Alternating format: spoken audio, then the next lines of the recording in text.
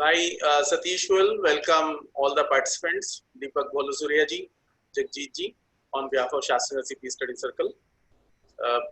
Today, though Deepak ji said it's a very simple form, Vivas se Vishwas, but we know how difficult the form is, and practical difficulties are being faced by all the members. So Deepak ji will start today and explain how to fill this form. But before that, I request Jagjit to kindly read the profile of Deepak ji, introduce him, and then Deepak ji to start. Thank you, sir. Thank you, Satish ji. And once again, welcome Deepak sir in this webinar on behalf of Shastrinagar Study Circle. So Deepak ji को सभी जानते हैं, but क्योंकि एक हमें पता है कि एक decorum बना हुआ है, so definitely we have to introduce Deepak ji first before start the program. So Deepak ji, as we know, is a qualified chartered accountant and the graduate from the the already graduate and the member of the ICI. So chartered already, and he is a partner in the Bolusurya Associates, and he has also completed some the various courses from the ICI like the DISA valuation course and the Indirectex also. And he has 21 experience in the finance, accounting, corporate affairs, and the legal matters. And he advised his client on the issues ranging from the forming, internal control, joint venture, management, buyout to the management of the taxation issue. And his industry experience, if I talk about the industry experience, so he has experience in the e-commerce industry, automobile, education, and the telecommunication, packaging industry, information technology, even in the health and the health industry, civil construction industry, manufacturing and the service industry. And he is one of the the breed of the chartered accountant who have embraced the technology in their day-to-day professional life. And even NIRC awarded him as a the contribution as a speaker in the seminar for the various year in the ICI. And he has been associated with the ICI in different form, like the member of the subgroup on the use of the IT and holding of the CP program under the CP committee of the ICI, and as a member of the banking research group of the NIRC, co-opted member of the IT committee of the NIRC of the ICI, even the joint convener, is joint convener of the information technology study group of the NIRC of ICI. So he has delivered more than 500 lectures, like in a different topic, like in the information technology, e-filing, GST, auditing, and other subjects concerning to the our profession field. So it's a great honor to introduce Deepak ji. So welcome Deepak ji once again. Now it's over to you to start your deliberation, sir. Welcome, please. Very good evening to I think very good afternoon to everyone. Yeah. Actually, I am so much used to doing seminars in the evening that it is but natural that I will say good evening to all of you. Yeah. But I accept my mistake. So it's good afternoon to everyone. Good afternoon, sir. Good and afternoon, it's not a mistake. It's good. It's as good as we are in the middle of good afternoon and evening. Yes, sir. Frankly speaking, in COVID-19, it is more or less of a good morning rather than a good Yes. afternoon. Even, Yeah. right. So again, once again, very good afternoon to all of viewers of Shastri Nagar Study Circle.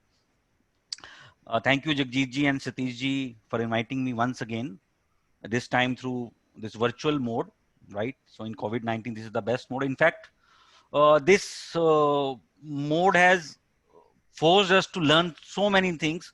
We were avoiding technology, but technology actually has pushed us to learn the technology, right? Right. And then another benefit which I can clearly say is that out of a sudden, we have access to all kind of speakers from the all kind of areas in India. Now Yes. you can have access to the speaker in Mumbai. Mumbai has access to the speakers in Delhi. In fact, we also have a very small organization by the name of Foundation of Tax and Accounting Professionals.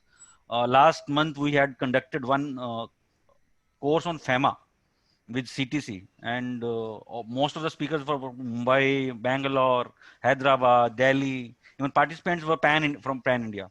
Even now we are launching another course on real estate. So again, so had it been the brick and mortar kind of webinar, we would not have imagined that this kind of webinar or this kind of a program we could have conducted with such a great speakers, right? So I think this is one of the benefit we have accrued thanks to the COVID. And also, even though Zoom is not a new platform, I've been using Zoom at least for the last 4 years or maybe more than that. Even so many new technologies have cropped up, whether it's Zoom, Teams, Google Meet, you just name it, right? So in fact, your mobile and laptop are the new tools. Earlier, it used to be the pen. In fact, a few days back, my wife, who is a numerologist, she was asking me, in your trade, what is the tool? I said it used to be pen. Now it's no more a pen, right? Because most of our work is electronic. So the new tools are our laptop and mobile. Without these two tools, we cannot work at all. Can we? Sadish, you just let me know. आज हम बिना pen के काम कर सकते हैं, बिल्कुल कर सकते हैं.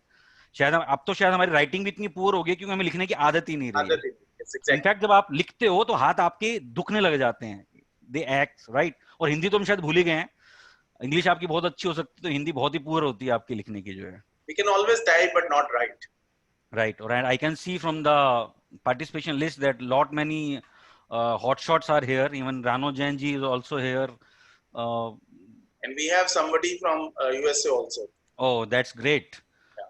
So Rano ji is here, and a lot many names. Rano ji, I'm requesting kindly come on panelist. I'm allowing. Yes, you can do simply. You can simply promote her to be a panelist here. Yeah. So at least if she is here, we can utilize her. Yes, definitely. A lot of members might have certain questions related to the IT. Yeah, it is an honor. To be part, Rano ji. Okay, you can start. I'll. Okay, no problem. Please. तो आज का जो issue topic है वो हमारा विवाद से विश्वास स्कीम को, इस फॉर्म को कैसे भरा जाए. फ्रेंड्स, जो टॉपिक है मेरा वो सिर्फ लिमिटेड है कि फॉर्म कैसे भरा जाए, फॉर्म नंबर 1 या 2 जो है उसको कैसे भरा जाए, प्रोसेस क्या रहेगा, हमारी बैकग्राउंड की तैयारी क्या रहेगी, उसके फर्दर प्रोसेसेस क्या रहेंगे, कैसे चालान भरना है, कैसे अपील विड्रॉ करनी है, कैसे फॉर्म नंबर 4 भरना है आपको, कैसे 3 आएगा, like so and so fourth. तो हम आज इस विषय में नहीं जाएंगे कि विवाद से विश्वास स्कीम पर से के प्रोविजंस क्या हैं, क्योंकि आज मेरा जो है वो स्कोप वो नहीं था और मैं उसके हिसाब से तैयारी भी नहीं करके आया. कि इवन दो वो टॉपिक पे भी मैं बोलता रहा हूं, और क्योंकि अभी इन दिनों में जीएसटी ऑडिट और बहुत सारे जो टॉपिक्स हैं वो फोर फ्रंट में आ गए हैं. एंड आई बिलीव अक्टूबर नवंबर तक आते आते विवाद से विश्वास स्कीम वापस जो है सीन में आ जाएगा. अभी इतनी सी चीजें चल रही हैं कि प्रोफेशनल्स का जो फोकस है वो एक जगह कंसंट्रेट नहीं हो पा रहा है. राइट. आपको जो है कंपनी लॉ में कंप्लायंस करनी है, डीपीटी 3 फाइल करना है, उधर से केवाईसी फाइल करना है आपको डायरेक्टर्स का, इधर जो है अभी एमएसएमई का फॉर्म भी है वो भी ड्यू हो गया है, एक सीएफएस स्कीम भी चल रही है कंपनी लॉ की, आपको वो भी पूरी करनी है 30 सितंबर जिसकी लास्ट डेट है, ऊपर से जीएसटी ऑडिट है, आई डोंट नो डेट बढ़ेगी नहीं बढ़ेगी, इनकम टैक्स की रिटर्न्स ऑलरेडी लेट हो चुकी हैं. There are so many things going on right now. So it is GST की साइड से एनुअल रिटर्न की लास्ट डेट जो लिखी होती है वहां से गायब हो गई. हाँ, लेकिन सर आपने ध्यान नहीं दिया कि लेकिन 9C की डेट तो लगी हुई है ना जी. तो यू कैन नॉट टेक ना कि जी आपने वो है तो डेट नहीं है. So let's not read too much between the lines की जी वहां पे डेट नहीं आ रही. आई बिलीव कि एक मैसेज सर्कुलर हो रहा है, मैं किसी का नाम नहीं लूंगा, कि जिसके कारण ये इंटरप्रिटेशन आ रही है कि डेट शायद एक्सटेंड हो जाएगी. डेट एक्सटेंशन अपना एक मैटर है और पोर्टल पे हो सकता है कोई और रीजन भी हो. मे बी ये रीजन हो, बट मुझे लगता है कि जब तक कोई ऑफिशियल वर्जन आ जाए सीबीआईसी की तरफ से कि डेट फर्दर एक्सटेंड हो गई है, वी शुड टेक दैट कि जी डेट एक्सटेंडेड है. राइट. तो मेरा जो टॉपिक है आज का वो बड़ा लिमिटेड है. वो है कि हम फाइल कैसे करेंगे फॉर्म्स. जनरली मैंने काफी टाइम से जो है फाइलिंग के ऊपर बोलना मैंने तकरीबन काफी बंद कर दिया है, बिकॉज आई थिंक मोर और लेस अब मोस्ट ऑफ द प्रोफेशनल जो हैं वो यूज्ड टू हो चुके हैं कि फाइलिंग कैसे करनी है कैसे नहीं करनी, क्योंकि सब जगह एक जैसा सही कंसेप्ट रहा. अब फिजिकल फाइलिंग तो जो है वो इरा खत्म हो गया है हमारा जो है. राइट. मैंने बोला था ना जैसे थोड़ी देर पहले कि पेन यूज हुआ करता, पेन की रेलेवेंस भी खत्म हो गया. Everything is digital. तो हम जितनी जल्दी डिजिटल को अपनाएंगे उतना बढ़िया. तो with that background I will start my presentation. As such मैंने कोई फॉर्मल प्रेजेंटेशन नहीं बनाई है. इनफैक्ट ये हुआ था कि मुझे तो याद भी नहीं था कि 3 बजे प्रोग्राम है. 2 टाइम मैंने ही दिया था सतीश जी को कि 3 बजे बोलेंगे. तो मैं आया अपना ऑफिस, आजकल मैं थोड़ा लेट आता हूँ, आया मैं आज मैं 1-1:30 बजे आया ऑफिस, बैठा इतनी देर में देखा टक से एक सतीश जी का मैसेज आया हुआ कि हम आधे घंटे में शुरू करने वाले हैं. मैं कहा भाई ये तो हो गया कल्याण आज, तो कि अगर ये आधे घंटे में करने वाले हैं तो मैंने इमीडिएटली सतीश जी को फोन किया कि सतीश जी मेरी तो तैयारी नहीं है. तो उन्होंने कहा तैयारी की क्या जरूरत है, आपको फॉर्म ही तो बताना भरना है, आप कर लोगे। मैं कहा ठीक है, कोई इतना वो चैलेंज नहीं है, बट स्टिल आई वांट कि अगर मैं इस टॉपिक पे बोल रहा हूँ तो कम से कम मैं कोई प्रेजेंटेशन बना लेता, कुछ कर लेता। तो अगर 6 बजे तक होता शायद, अब मुझे ऐसा लग रहा है कि तो मैं कुछ ना कुछ 4, 5, 6 स्लाइडें उसकी भी ऐड कर लेता। But any case ultimately we have to get the hand on the experience कि ये फॉर्म कैसे फाइल करेंगे। तो मैं कुछ फॉर्म्स फाइल कर चुका हूं ऑलरेडी, और इनफैक्ट मेरे केसेस में फॉर्म नंबर 3 भी आ चुका है। तो मैं उसी एक्सपीरियंस को यूज करके जो है इस टॉपिक को डिस्कस करता हूं। और उससे पहले एक सेकेंड, रानो जी से रिक्वेस्ट करूंगा ma'am, if you can come with your video. एक मैं स्लाइड शेयर करता हूं to just break the ice, even though sorry, ये मेरी अपनी जो वीवीएसएस की जो मेरी एक स्लाइड बनी हुई थी, प्रेजेंटेशन बनी थी, मैंने उसमें से स्लाइड दिखा रहा हूँ। इसमें डेट डेफिनेटली 31/3/2020 लिखी हुई है, बट ये ऑलरेडी एक्सटेंड हो चुकी है 31/12/2020 तक। तो यहाँ पे जहां जहां आप 31/3/2020 देख रहे हैं, वहां वहां आपने 31/12/2020 ही पढ़ना है, यानी कि अब हमारे पास दिसंबर तक का टाइम है। तो अगर हम दिसंबर तक भरते हैं, वीवीएसएस स्कीम के अंदर ऑप्ट करते हैं, तो अगर हमारा नॉट सर्च केस है, तो जो मेरा डिस्प्यूटेड टैक्स है, अगर अपील मैंने फाइल की हुई है या मेरी अपील पेंडिंग थी और मैं ऑप्ट कर रहा हूं, राइट, दो सिचुएशन हो सकती है कि ऑलरेडी अपील फाइल है या अपील फाइल नहीं है। मेरे सीआईटी अपील के लेवल पे तो अपील मुझे ही फाइल करनी है, डिपार्टमेंट का तो केस ही नहीं है, राइट। तो वहां पे तो डिपार्टमेंट की अपील होने का कोई मतलब ही नहीं बनता। तो अपील तो मेरी ही फाइल होगी, या तो अपील फाइल थी या उस डेट तक अपील फाइलिंग का जो टाइम है वो मेरा निकला नहीं था, ठीक। तो अगर मैंने अपील फाइल करी है या मेरा केस है जहां पे मैं विवाद से विश्वास स्कीम में जा रहा हूं, तो मुझे 100% ऑफ द डिस्प्यूटेड टैक्स जमा कराना है। अगर मैं 31/12/2020 से पहले डिक्लेरेशन फाइल भी कर देता हूं और मैं अपना टैक्स भी जमा करा देता हूं, राइट। अगर उसके बाद जमा करा रहा हूं तो फिर मेरे पास एडिशनल मुझे और पैसा देना होगा। अगर सर्च केस है तो 125% है डिस्प्यूटेड टैक्स का। डिस्प्यूटेड टैक्स क्या है उसमें मैं नहीं जा रहा आज, बिकॉज आज वो मेरा टॉपिक नहीं है कि वो डिस्प्यूटेड टैक्स क्या होगा, कैसे निकलेगा, कैसे नहीं निकलेगा, किस सिचुएशन में डिस्प्यूटेड टैक्स कितना है कितना नहीं है। मैं जस्ट एक बैकग्राउंड देने के लिए कि जब मैं वीवीएसएस फॉर्म फाइल करूंगा तो एटलीस्ट मुझे ये मालूम होना चाहिए कि मुझे कितना जमा कराना है, कितना नहीं जमा कराना है। एटलीस्ट मैं ऐसा करता हूं कि एक फॉर्म फाइल करने से पहले मेरे पास अपनी एक तैयारी होनी चाहिए कि मुझे अल्टीमेटली फाइल करना क्या है, राइट। एटलीस्ट अगर मैं नहीं कर रहा, अगर मैं अपने किसी ऑफिस के स्टाफ को लगा रहा हूं, तो उसको भी तो आपको बताना पड़ेगा भाई आपको फॉर्म भरना, इस फॉर्म में ये इन्फॉर्मेशन जो है क्रिटिकल है।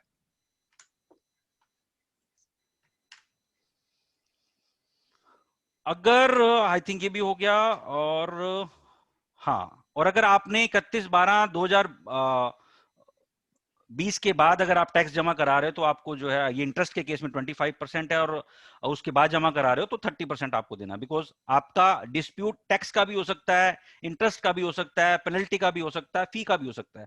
फी की अगर हम बात करें, जो आपकी टीडीएस रिटर्न्स फाइल करी उसमें 234E की पेनल्टी लगेगी। आई थिंक अभी कल परसों भी एक हाई कोर्ट का जजमेंट आया जिसने 234E की जो लीगल वैलिडिटी है, कॉन्स्टिट्यूशन वैलिडिटी है, उसको अपहेल्ड किया है। पहले भी बॉम्बे हाई कोर्ट का एक जजमेंट आया था जिसने कहा था कि 234E is legally valid, constitutionally valid.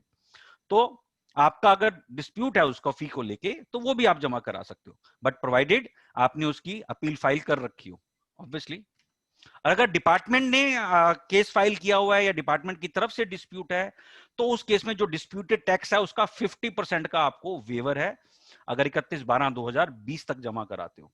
तो ये डिपेंड करेगा कि जो अमाउंट इन डिस्प्यूट है वो डिस्प्यूट डिपार्टमेंट की तरफ से रेज्ड है या वो आपकी तरफ से रेज्ड है। आपकी तरफ से रेज्ड है 100%, डिपार्टमेंट की तरफ से रेज्ड है 50%।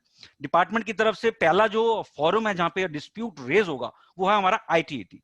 तो इट्स क्वाइट पॉसिबल कि आईटीएटी में आपने भी रेज कर रखा है और आप डिपार्टमेंट ने भी रेज कर रखा है। मान लीजिए सेम इशू के ऊपर डिपार्टमेंट का भी डिस्प्यूट है और आपका भी डिस्प्यूट है, तो उस केस में फिर आप अलग से टैक्स कंप्यूट करते हैं। हो सकता है दो इश्यूज हों, डिपार्टमेंट का इशू अलग हो, आपका इशू अलग हो।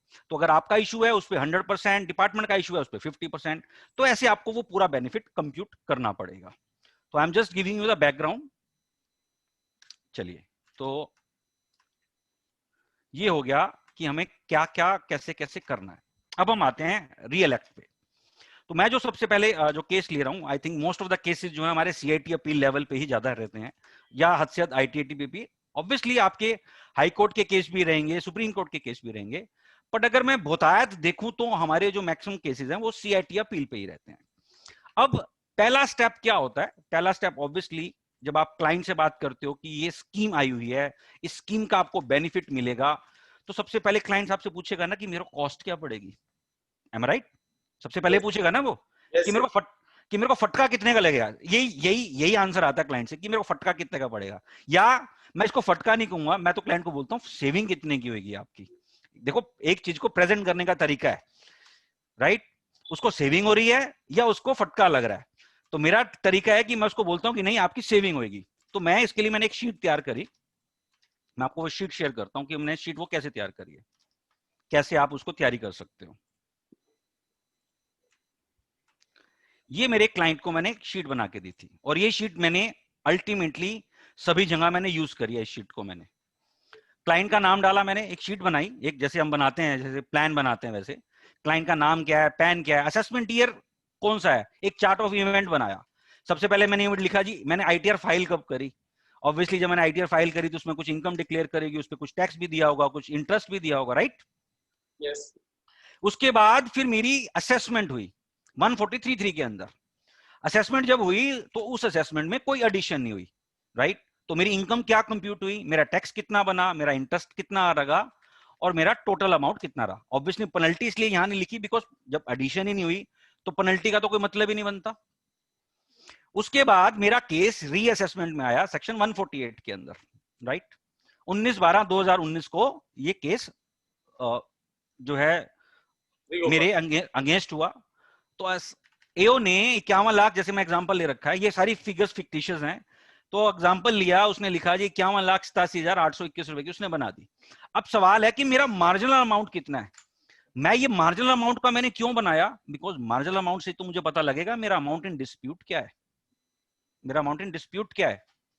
तो उसने बनाया कि जी आपका टैक्स बनता है 10,90,219 रुपए और 3,69,000 रुपए का उसने मेरे को इंटरेस्ट लगा दिया। यानी कि अमाउंट इन डिस्प्यूट मेरा कितना हो गया, 5,84,637. अब इसके ऊपर अब आप देखोगे तो मेरा डिस्प्यूटेड टैक्स कितना हुआ। डिस्प्यूटेड टैक्स तो सतीश जी यही हुआ ना मेरा 16,31,000 इनकम हुई, उस पर टैक्स 3,42,000 रुपए का, उस पर इंटरेस्ट मेरा 241 रुपए का। ये तो हो गया मेरा डिस्प्यूट कितना है। अब अगर मैं स्कीम में जाता हूं तो मुझे बेनिफिट किसका मिलेगा, क्योंकि ये डिस्प्यूट तो मेरा है, डिपार्टमेंट का डिस्प्यूट नहीं है, क्योंकि मेरा केस तो अभी सीआईटी अपील पे लगा हुआ है। इनफैक्ट वो भी मैंने लिखा है यहाँ पे, आप देखेंगे कि डिस्प्यूट की डिटेल्स क्या है।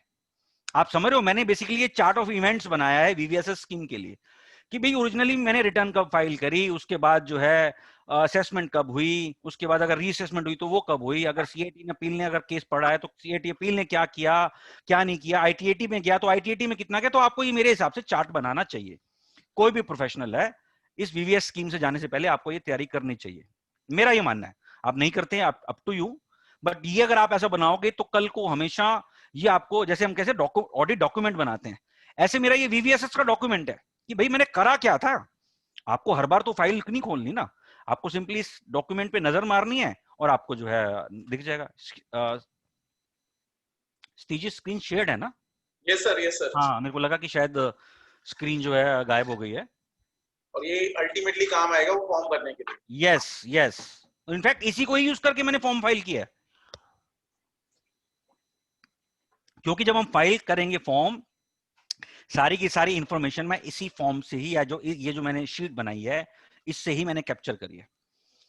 और ये शीट तो मैंने ऐसे बैठे बैठे बना ली कि यार ये मैंने करना है तो कम से कम ये करूं, क्योंकि मैं किसी भी क्लाइंट को भेजूंगा तो पूछेगा ना क्या हुआ क्या नहीं हुआ, तो उसको एक्सप्लेन करना क्यों बना क्यों नहीं बना। आप देखिए हर क्लाइंट उतना टैक्स सेवी नहीं होता या फाइनेंस सेवी नहीं होता, राइट? तो आपको हर क्लाइंट को कैटर करना है। और इनफैक्ट मैं बताऊंगा कि ये शीट बाद में डिपार्टमेंट ने भी मांगी थी मेरे से, और डिपार्टमेंट को भी दी है मैंने ये शीट, यही शीट दी है मैंने डिपार्टमेंट ने। मैं बताता हूँ, आता हूँ इवेंट्स पे आता हूँ, मेरे इवेंट्स कैसे अनफोल्ड हुए। तो मैंने ये बनाया। अब केस डेफिनेटली हमारा वीक था, तो मैंने तो क्लाइंट को पहले दिन से बोल दिया था कि यार ये क्लाइंट आपका जो केस है ये वीक है, but we can fight, we can try कि कितना हो सकता है कितना नहीं हो सकता। तो जैसे ये स्कीम आई तो मैंने सबसे पहले बोला कि आप ये स्कीम ऑप्ट कर लो, I think this is the best scheme for you. In fact मैंने तो बोला कि आपने तो इतने सालों के अंदर आपने टैक्स ही नहीं दिया, तो उस टैक्स का जो इंटरेस्ट भी अगर लगा लेता हूं तो वो इंटरेस्ट भी इससे कम बैठेगा। अब सेविंग कैसे दिखाई मैंने उसको, देखिए पहले तो आया है मेरा डिस्प्यूटेड टैक्स, तो सबसे पहले मेरी सेविंग क्या होगी सर? सबसे पहले मेरी सेविंग होगी इंटरेस्ट की, क्योंकि मेरा पूरा का पूरा स्कीम में इंटरेस्ट वेव्ड है ना सर? Yes, sir. अब पेनल्टी तो कोई लगी नहीं है, तो पेनल्टी का तो वेवर ऐसे मैं बोल ही नहीं सकता। Penalty तो वो भी waive कर रही। बट यही मैं उसी पे आ रहा हूं। पर अगर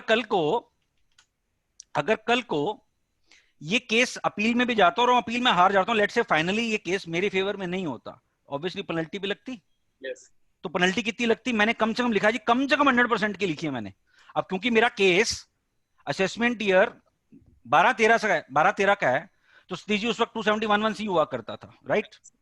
तो मैंने लिखा भी मिनिमम 100% है, तो maximum you can go to 300% also.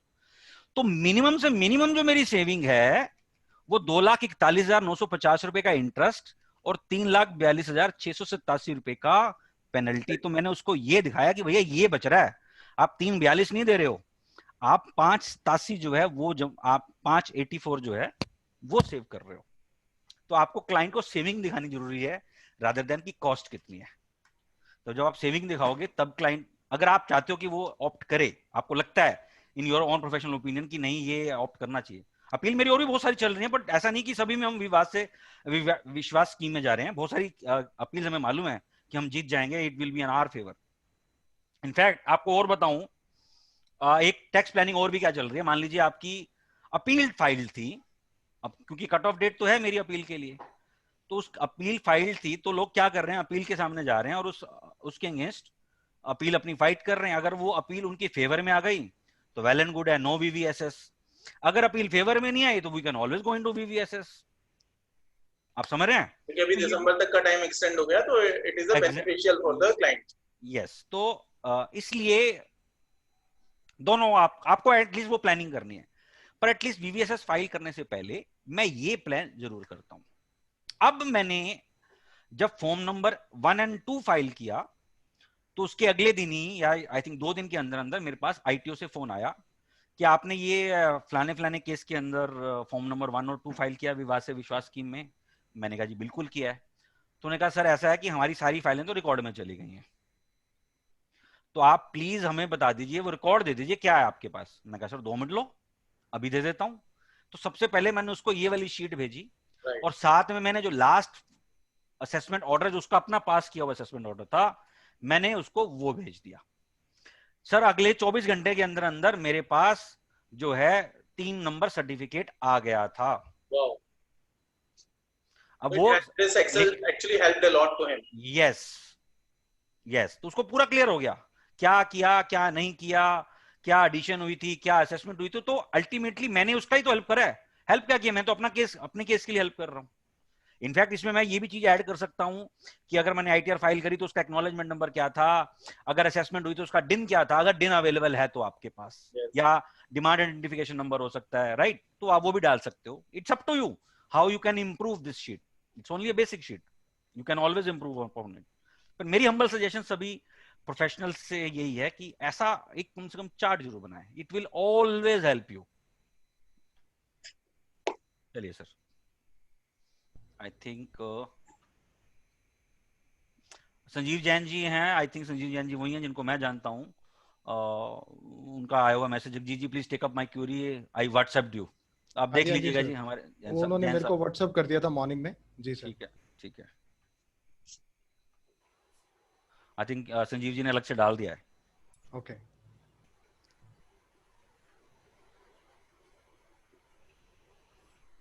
बड़ी सारी मॉर्निंग और इवनिंग और आफ्टरनून पे भी कमेंट आए हैं सर। सॉरी, मॉर्निंग आफ्टरनून पे भी कमेंट आए हैं।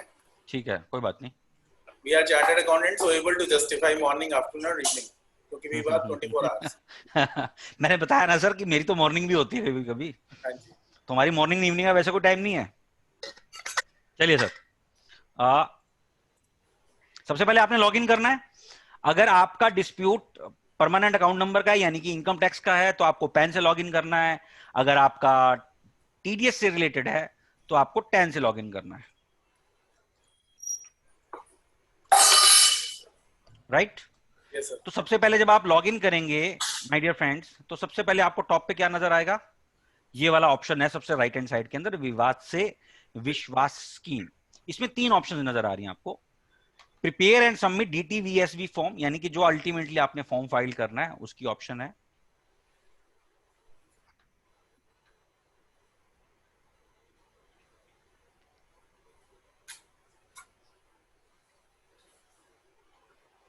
अगेन सचिन सिंगल जी का कुछ मैसेज आया हुआ है, तो मैं संजीव जी, मैंने शुरू में भी बताया था कि आज मेरा जो टॉपिक है वो ये नहीं है कि विवाद से विश्वास स्कीम के अंदर क्या होगा क्या नहीं होगा। आज मेरा टॉपिक बड़ा लिमिटेड है, और लिमिटेड यही है कि हमें फॉर्म कैसे भरना है। तो आपकी फॉर्म से रिलेटेड क्यूरी है, यू में आस्क मी। अभी इस वक्त इमीडिएटली आपकी क्यूरी को आंसर करना बड़ा मुश्किल होगा, बिकॉज एक बार मुझे दोबारा से पूरा रिकैप करना पड़ेगा, बिकॉज देखिए टाइम हो गया। मैंने लास्ट जो फाइल किया था वो जून जुलाई के आसपास किया था, अब तो ऑलरेडी अगस्त सितंबर आने वाली है।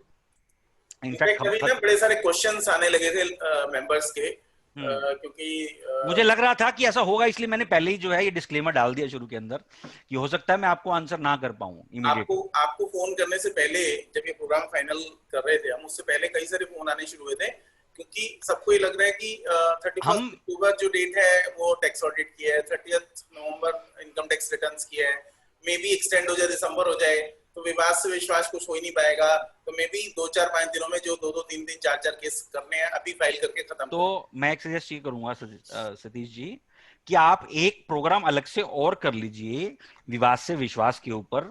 मैं आ जाऊंगा, कोई दिक्कत नहीं है, पूरी तैयारी के साथ, क्योंकि अभी मेरी तैयारी नहीं है। तो मैं आंसर जो करूंगा तो आंसर हो सकता है वो कंप्लीट ना हो, अधूरा हो, तो फिर वो मजा नहीं आएगा।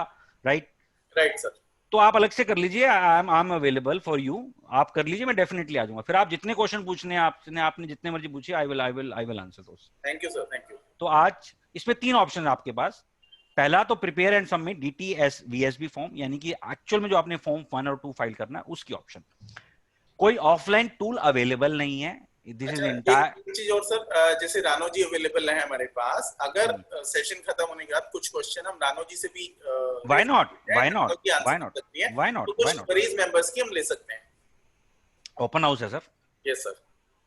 सतीश जी, मेरे तो खुद के सवाल हैं। हाँ जी, मेरे तो दीपक जी से खुद के सवाल है।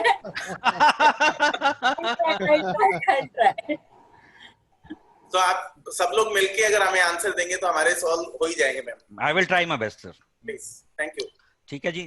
सबसे पहले तो नीचे वाले ऑप्शन में जाता हूं, वो है रिसोर्सेज। रिसोर्सेज में क्या है, जो आपके इस विवाद से विश्वास स्कीम के रिसोर्सेज है वो क्या है? एक्ट चाहिए अवेलेबल है, रूल्स चाहिए अवेलेबल है, जो नोटिफिकेशन था वो अवेलेबल है, फ्रीक्वेंटली आस्क्ड क्वेश्चन जो आए थे, यानी जो लास्ट डिपार्टमेंट ने सर्कुलर इशू किया था एफएक्यू का, वो है। फिर आपके स्कीम के बारे में एक पीपीटी है, पुरानी पीपीटी है ये, और एक इंस्ट्रक्शन जो इस फॉर्म को कैसे फिल इन करना है उसकी इंस्ट्रक्शंस हैं। तो कहीं आप अटकते हैं, कुछ अटकते हैं, तो आप इसको आप देख सकते हैं। और ये इंस्ट्रक्शन सिर्फ फॉर्म 1 और 2 की है, इसमें 4 की कोई इंस्ट्रक्शन नहीं है। ऐसे आपको एक्ट देखना है, एक्ट देख सकते हैं। कई बार क्या होता है, फॉर्म फाइल करते वक्त आपको लगता है इस क्वेश्चन का मुझे एग्जैक्टली आंसर नहीं आया, तो what you have to do, just आप एक्ट खोलिए, एक्ट खोल के आप जो है देख लीजिए, उसका आंसर आपको मिल जाएगा इमीडिएटली। रूल देखना है, रूल देख लीजिए। तो इट्स वेरी गुड कि कम से कम रिसोर्सेज आपके पास इंस्टेंटली अवेलेबल हैं। उसके बाद आते हैं हम ये वाले ऑप्शन पे, प्रिपेयर एंड सबमिट, ये वाला फॉर्म है। पहली बात तो ये जो फॉर्म है ये पर असेसमेंट ईयर है। अगर आपके मल्टीपल असेसमेंट ईयर्स में इशू है तो आपको मल्टीपल फॉर्म्स ही फाइल करने होंगे। ऐसा नहीं हो सकता कि आप मल्टीपल ईयर्स के फॉर्म एक बारी में फाइल कर लें। तो आप ये फॉर्म, आप लेट से मेरा मान लीजिए 19-20 का है, तो मैंने 19-20 सिलेक्ट किया। उसके बाद तो पूछता है कि ओरिजिनल है या रिवाइज है, इसमें रिवाइज की ऑप्शन भी है। लॉ में कहीं नहीं लिखा हुआ कि आप रिवाइज फाइल कर सकते हैं, नहीं कर सकते हैं। तो मैंने ओरिजिनल सिलेक्ट करा, कंटिन्यू। अब जब आप कंटिन्यू करेंगे तो आपको ये नजर आ जाएगा, part A, part B, part C, D, E and F, schedule A, schedule B, C, D, verification and form 2। अब ये सारे शेड्यूल ऐसा नहीं है सब पे एप्लीकेबल होंगे, ये डिपेंड करेगा आपकी सिचुएशन क्या है, उसके हिसाब से ही आपके ये शेड्यूल खुलेंगे। उसके हिसाब से ही जो पार्ट सी है या पार्ट डी है या ई है या एफ है वो एक्टिवेट होगा, और उस हिसाब से ही आपको इंफॉर्मेशन फिल इन करनी है। आइए जी, सबसे पहले हम स्टार्ट क्या करेंगे, और मेरी सजेशन ये है कि कम से कम इसको स्टार्ट करने से पहले एक बार इंस्ट्रक्शन जरूर पढ़ लीजिएगा। और ये शीट अगर आप रेडी रखेंगे तो ये बहुत हैंडी होगी, आपको बता रहा हूं। आप देखेंगे जैसे जैसे मैं भरता जाऊंगा वैसे वैसे इसी शीट से मैं डाटा उठाऊंगा मैं। आई थिंक आपकी एक्सेल शीट ना सर? हाँ, मैं एक्सेल शीट शायद मैंने शेयर नहीं करी हुई, मैं दोबारा से पूरा एक बार में एक ही शीट शेयर होगी ना? नहीं, वो एक्चुअली मैंने पूरी स्क्रीन शेयर नहीं करी थी। अब आप देख सकते हो, दोनों दिख रही है ना जी? एक ही दिख रही है सर। क्या दिख रहा है आपको? एक्सेल अब इनकम टैक्स की। हाँ, तो इसका मतलब आई मीन दिख तो दोनों ही रहे हैं ना। नहीं, वो कंप्लीट शेयर है, बट वो 1 बाय 1 दिखेगी। हाँ, वो तो मैंने जैसे सेटअप करूंगा वैसे हो जाएगा, वो तो ऐसे भी कर सकते हैं। ऑल टैब के साथ चलता है। हाँ, उसमें तो ऐसा कोई नहीं है कि हम नहीं कर सकते, वो हम ऐसे भी सेटअप कर सकते हैं अगर मेरे को साइड बाय साइड करना है तो। हाँ, उसको मिनिमाइज करना पड़ेगा तो। हाँ, वो आपको ऐसे सेटअप करना पड़ेगा साइज बाय साइज। ऑब्वियसली बड़ी स्क्रीन होनी चाहिए सर, लैपटॉप पे काम नहीं बनेगा इससे। अब चूंकि मैं इस वक्त 24 इंच की स्क्रीन लगा के बैठा हूँ तो इसलिए मैं कर पा रहा हूँ, तो आप ऐसे कर लीजिए। राइट, तो आपको ये प्री फिल इन मिलेगा आपको। पैन अगर टैन से लॉगिन करेंगे पैन से लॉगिन करेंगे तो पैन, आपका नाम, फोन नंबर, जो भी आपके प्रोफाइल के अंदर आ रहा है। उसके बाद सबसे पहले पूछेगा कि आप ये डिक्लेरेशन एलिजिबल भी हो या नहीं हो। तो अगर आप कहते हो जी नो, तो इमीडिएटली आ जाएगा you will not be able to proceed further since you have selected no and you are not eligible. तो ये हमेशा ही यस होगा। अब अगेन इसमें दो ऑप्शन है आपके पास कि आपको मैट वाला ऑप्शन चूज करना है जिसमें क्रेडिट का ऑप्शन है, या डेप्रिसिएशन लॉस वाला ऑप्शन है, या आप जनरली जैसे टैक्स पे करना है आपको वो वाला ऑप्शन चूज करना है।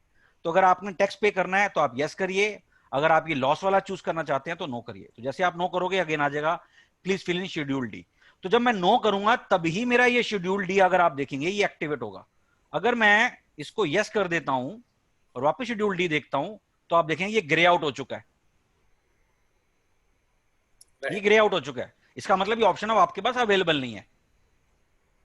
राइट, तो मैं यस किया, ये आपका बेसिक है। साथ साथ सजेशन ये है सेव ड्राफ्ट करते रहिए आप, क्योंकि ये ऑनलाइन फॉर्म है और कोई ऑफलाइन यूटिलिटी नहीं है, तो इसलिए आप सजेशन ये है कि सेव ड्राफ्ट करते रहिए साथ साथ।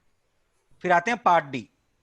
अब आते हैं सबसे मेन, अब सवाल ये आता है कि आपका डिस्प्यूट किससे रिलेटेड है। सबसे पहले कितना एरियर है।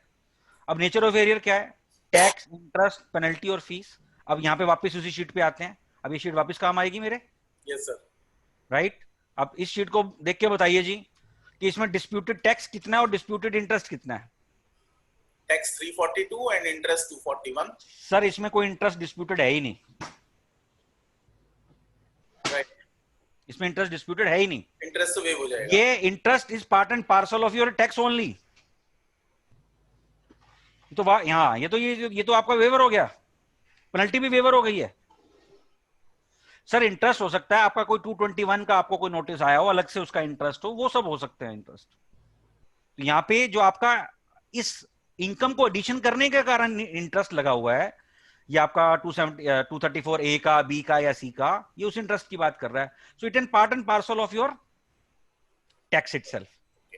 तो उस केस में दो फॉर्म भरने हैं केसेस? नहीं, एक ही भरेगा। मैं दिखाता हूं मैंने फॉर्म कैसे भरा है। I show you form number 1 और 2। ईयरली है सर, ईयर वाइज ईयरली भरना पड़ेगा जी, ईयरली भरना पड़ेगा। क्या इंटरेस्ट हो चाहे टैक्स हो। ये देखिए, ये एक्चुअल फॉर्म है जो मेरा फोन है। तो सबसे पहले पूछा सर डिस्प्यूटेड टैक्स कितना है। Right, information related to deposit dispute पूछ रहा है ना आपसे। सबसे पहले पूछा कि क्या है आपका डिस्प्यूट, किस चीज का है। राइट, टैक्स का, इंटरेस्ट का, पेनल्टी का, फी का। अगर आपको याद हो शुरू में मैंने 2 स्लाइड्स दिखाई थी जिसमें अगर डिस्प्यूट इंटरेस्ट का है, पेनल्टी का है या फीस का है तो उसमें आपको केवल 25% देना होता है। हाँ जी। लेकिन यहाँ पे अगर डिस्प्यूटेड टैक्स है तो आपको उसका 100% देना जरूरी है। अगर आपकी तरफ से है, डिपार्टमेंट की तरफ से, सिचुएशन डिफरेंट हो जाएगी। तो सबसे पहले अगर आप देखेंगे तो असेसमेंट ईयर प्री फिल्ड है ये, तो आपको सिलेक्ट करना है क्या है, डिस्प्यूटेड टैक्स। उसके बाद आपसे पूछेगा ऑर्डर किस सेक्शन, ऑर्डर कौन सा है। देखिए दुनिया भर के ऑर्डर है इसके अंदर। Under section. Right, 143(3), 44, 147, 153A, B, C, 271(1), B, C, D, right, 271A। ऐसा हो सकता है सतीश जी कि आपकी एडिशन होगी, आपने एडिशन चलती रही, फाइनल होगी, 271(1)D अभी C आपका चल रहा है। उस केस में फिर 271(1)C फिर आपका पेनल्टी का बन जाएगा। तो वो सिचुएशन टू सिचुएशन देखना पड़ेगा आपको कि पेनल्टी इन डिस्प्यूट है या नहीं है। वैसे भी अगर इंटरेस्ट पर से अगर डिस्प्यूट, टैक्स पर से डिस्प्यूट में है, तो फिर penalty is part and parcel of the tax itself, तो फिर वो अलग से उसका, आपको अलग से उसकी डिक्लेरेशन फाइल करने की जरूरत नहीं है। तो जो डिस्प्यूटेड टैक्स है उसके साथ ही अपने आप वेवर आ जाएगा उसका। तो अगेन वो आपको स्कीम का पूरा डिटेल समझना जरूरी है कि स्कीम में आपको बेनिफिट किसका मिल रहा है। डिस्प्यूटेड टैक्स है, इंटरेस्ट है, पेनल्टी है, फीस है। मेरे केस में केवल डिस्प्यूटेड टैक्स है ये आपका। आप देखें दुनिया भर के सेक्शन है इसमें। मान लीजिए पेनल्टी आपके ऊपर लेट फाइलिंग, आपकी non filing of audit report की लगी 271B की, पेनल्टी ऑफ आपका जो है लेट फाइलिंग या नॉन फाइलिंग ऑफ रिटर्न की लगी 271F। तो इतनी सारी पेनल्टीज हैं आपकी सारी, आप देख रहे हैं 272A, ये सारे सेक्शंस हैं। इसलिए आपको रेलेवेंट सेक्शन चूज करना पड़ेगा। मान लीजिए अगेन 270A भी आ रहा है, कैपिटल ए भी आ रहा है, तो मैं यहां चूज करूंगा 143(3). अब चूंकि मेरा केस 148 नहीं करेंगे सर आप? हाँ वही लिया सर, ये देख लीजिए। हाँ जी, हाँ जी। 147 ही लिया मैंने। तो जैसे मैंने 147 लिया, आप देखें रीड विद सेक्शन क्या आ रहा है, 147 रीड विद सेक्शन 143(3). तो मूवमेंट मैंने लिखा 147, तो यार रीड विद सेक्शन 143, तो ये आ गया सर। आप ऐसे ले लीजिए, रीड विद सेक्शन 143(3). ठीक, फिर ये पूछेगा ये कौन से फॉरम में आपका केस चल रहा है सर। आप देखिए असेसिंग ऑफिसर के पास है, असेसिंग ऑफिसर वाले केसेस भी हैं, वो होता है जनरली डीआरपी वाले केसेस में आपका असेसिंग ऑफिसर का होगा सर, राइट। अदरवाइज नॉर्मल आपकी अगर असेसमेंट हो रही है तो मेरे हिसाब से असेसिंग ऑफिसर में नहीं है, वो डीआरपी के केस में ही असेसिंग ऑफिसर के पास जो है, जब उसने ड्राफ्ट असेसमेंट ऑर्डर अगर आपको दे रखा है उस केस में वो आपकी बनती है सर। फिर एडिशनल सीआईटी के पास है, एडिशनल डीआईटी के पास है, जेसीआईटी, डीआईटी। आपको याद होगा सर एक जमाने के अंदर सीआईटी अपील से पहले डीसीआईटी अपील भी हुआ करती थी एक जमाने के अंदर, राइट। पीसीआईटी है कहां पे आपका, एक्चुअली आपका कहां किस फॉरम पे जो विवाद है आपका वो पेंडिंग है, डिस्प्यूटेड है, देन सीआईटी अपील, डीआरपी। तो मैंने सीआईटी अपील चूज किया। अब सबसे पहले वो पूछता है date on which the order pass. Again वापस इस शीट में आऊंगा सर, देखिए right, date of order pass, ये कौन सा ऑर्डर है सर। आप देखेंगे ऑर्डर तो खैर इसमें पास ही नहीं है, और मैंने क्या फाइल किया था, ये रहा। हाँ, असेसिंग ऑफिसर ने, सॉरी यहाँ पे मैंने क्या भरा, अच्छा sorry, income tax authority who pass the order. तो यहाँ पे असेसिंग ऑफिसर ने मेरा ऑर्डर पास किया। तो जब पास किया तो उसने ऑर्डर की डेट क्या रही, वापस इस शीट में आता हूं सर। ऑर्डर की डेट क्या है सर मेरी, 18/3 या 19/12? 19/12 सर। 19/12 बिल्कुल ठीक। तो 19/12 मैं यहाँ पे 19/12 भरूंगा। ये शीट में सर बार बार रेफर करूंगा थोड़ी थोड़ी देर के अंदर। हम भरेंगे 19/12 फॉर एग्जांपल। ये सब डमी फिगर भर रहा हूं सर, मेरा 19 का कोई केस नहीं है इसके अंदर। फिर आ गया कि ये वेदर ये सर्च केस है या नहीं है। अब ये क्यों इंपॉर्टेंट है, आपको याद हो अगर आपका सर्च केस है तो जो डिस्प्यूटेड टैक्स का अमाउंट है वो 125% होगा, अगर आपका नॉन डिस्प्यूटेड है तो 100% होगा। इसलिए ये इंपॉर्टेंट है यहाँ पे नो। फिर आएगा अगर आपका सर्च केस है तो क्या 5 करोड़ से अबव है या 5 करोड़ से नीचे है। अगेन उसमें भी कंडीशन है वीवीएस स्कीम के अंदर। तो इसलिए अगर जब तक मैं यस नहीं करूंगा तब तक ये सिलेक्ट नहीं होगा। मोमेंट मैंने नो करा इमीडिएटली ये ग्रे आउट हो जाएगा, बिकॉज ये रेलेवेंट नहीं रहा। देन अपील कहां फाइल है, आई मीन अपील का नेचर क्या है, आर्बिट्रेशन है, अपील है, ऑब्जेक्शन है, रिवीजन है, रिट है, एसएलपी है। तो मैंने कहा जी अपील है। अपील के बाद वो फिर पूछेगा कि फॉर्म कहां है। अगेन आप देखोगे ये सारी चीज यहीं से उठ के आएंगी। ये अपील फाइल करी जी मैंने सीआईटी के पास, मैंने लिखा जी सीआईटी अपील। फिर वो पूछता है कि आपकी अपील फाइल्ड है या फाइल होनी पेंडिंग थी। ऐसा हो सकता है आपने अपील फाइल ही ना करी हो, या अपील फाइल करने का जो टाइम है वो निकल गया हो, या पेंडिंग हो उस डेट तक। कौन सी डेट तक, मेरी जो कट ऑफ डेट है उस कट ऑफ डेट तक मैंने अपील फाइल ही ना करी हो, या उस दिन तक मेरी फाइल ही ना हुई हो। तो आपको यस और नो उसी हिसाब से सिलेक्ट करना है। तो मैंने कहा यस फाइल्ड है जी। अगर वो फाइल्ड है तो फिर तो ये जो डेट है कॉलम नंबर 4 ये गायब हो जाएगा। क्यों, जब तक मैं नो नहीं करूंगा तब तक वो पूछेगा नहीं कि अगर नो था तो भैया ये तो बता दो उसकी कट ऑफ डेट क्या थी अपील फाइल करने की। तो आपको वो डेट फाइल करनी पड़ेगी। यहां पे आपने यस सिलेक्ट करा तो ये ग्रे आउट हो गया। अब वो पूछता है, और ये सबसे इंपॉर्टेंट है, कि अपील फाइल एसएससी कर रहा है या डिपार्टमेंट। अब चूंकि ये सीआईटी अपील में है सतीश जी, इसलिए एसएससी ऑप्शन ही आएगा मेरे पास। अगर मैं करता हूं नहीं ये आईटीटी है तो दोनों आ सकते हैं। अब आप देखो तीनों आएंगे सर। हाँ तीनों आ सकते अपील एसएससी की भी हो सकती है, अपील डिपार्टमेंट की भी हो सकती है, हो सकता है आप दोनों ने अपील फाइल करी हो। हैं। हाँ, दोनों मान लो मेरा 10 लाख रुपए की एडिशन हुई, मैं सीआईटी के पास गया, सीआईटी ने 5 लाख रुपए रिड्यूस कर दिया, 5 लाख रुपए छोड़ दिया, मैं आईटीटी में चला गया 5 लाख रुपए के लिए, वो 5 लाख जो सीआईटी ने डिलीट करा उसके अगेंस्ट डिपार्टमेंट चला गया, उसके केस में आपको ये बोथ चूज करना पड़ेगा रादर देन वन। अगर डिपार्टमेंट ने अपील नहीं फाइल करी देन एसएससी, अदरवाइज बोथ, या जो भी आपका केस है। तो अगर एसएससी करोगे तो जो एसएससी वाले कॉलम है वो खाली होंगे। अगर आप कहते हो डिपार्टमेंट तो जो ओनली रेलेवेंट कॉलम्स हैं वो ओपन होंगे। आप कहते हो बोथ, और बोथ होंगे तो सर दोनों आपको फाइल करने पड़ेंगे। संजीव जी का क्वेश्चन भी यही था सर, इसी से रिलेटेड। तो आपको दोनों करने पड़ेंगे सर।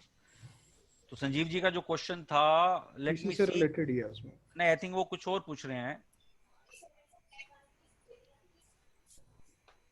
आई थिंक चैट में डाला था ना उन्होंने, बड़े सारे क्वेश्चन आए हैं चैट में तो। ओके, नहीं लोगों ने अपने मेंबरशिप नंबर डाल रखे हैं सर, अटेंडेंस के लिए दे रखे, अटेंडेंस के लिए आए हुए हैं शायद जो है। ओके, मैं पढ़ देता हूँ, लेट मी सी मैं कितना इसको फिगर आउट करता हूँ इमीडिएटली। एडिशन, हाँ चैट में आया हुआ sir. Addition by AO, demand raised, appeal partly allowed by CIT appeal, department जो आईटीटी में है, इसका मतलब है इन्होंने लिखा डिपार्टमेंट अगर आईटीटी में है, इसका मतलब मैं आईटीटी में नहीं गया।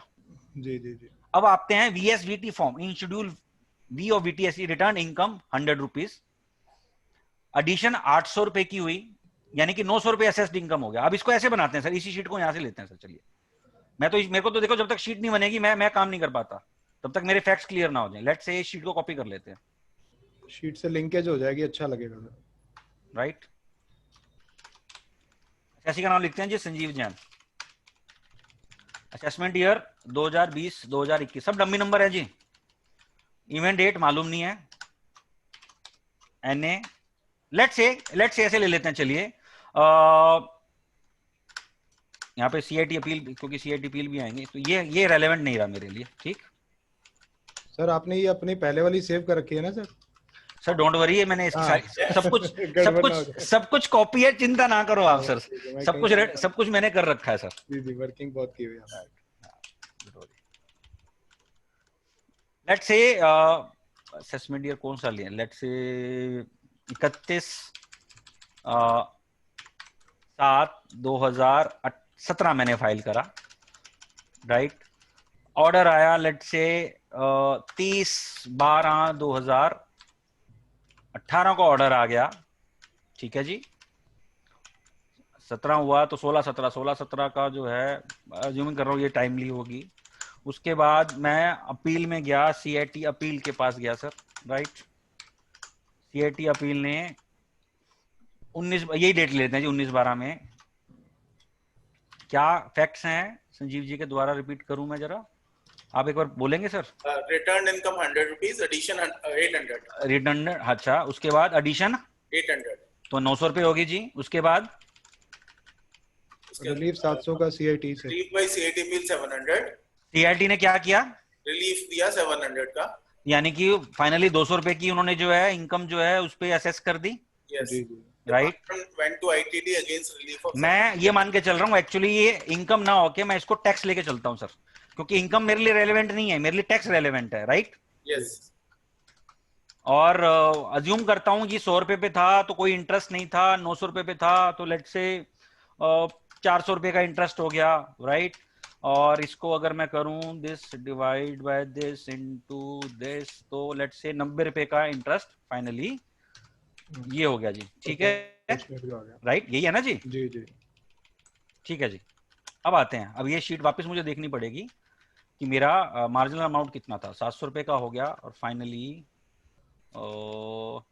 ये 800 रुपए हो गया, ठीक है 800 कर दिया, बट एक्चुअली में ये मेरे को करना पड़ेगा, ये मार्जिनल जो है ना मेरे गलत हैं, इसको मेरे को करना पड़ेगा इन रेफरेंस टू, मैं नहीं रुको, डिपार्टमेंट का भी तो केस है ना अभी, वो भी देखते हैं अभी। ओके, उसके बाद अपील पेंडिंग फॉर IT80, ठीक। जैसे अपील फाइलिंग की डेट यही है, मैं अपील नंबर कुछ भी ले लेता हूँ 125 ऐसा कुछ भी ले लेते हैं एक बार के लिए, ठीक। पहले आते हैं डिस्प्यूट पे आते हैं। और कुछ है सर इसमें फैक्ट्स और क्या है?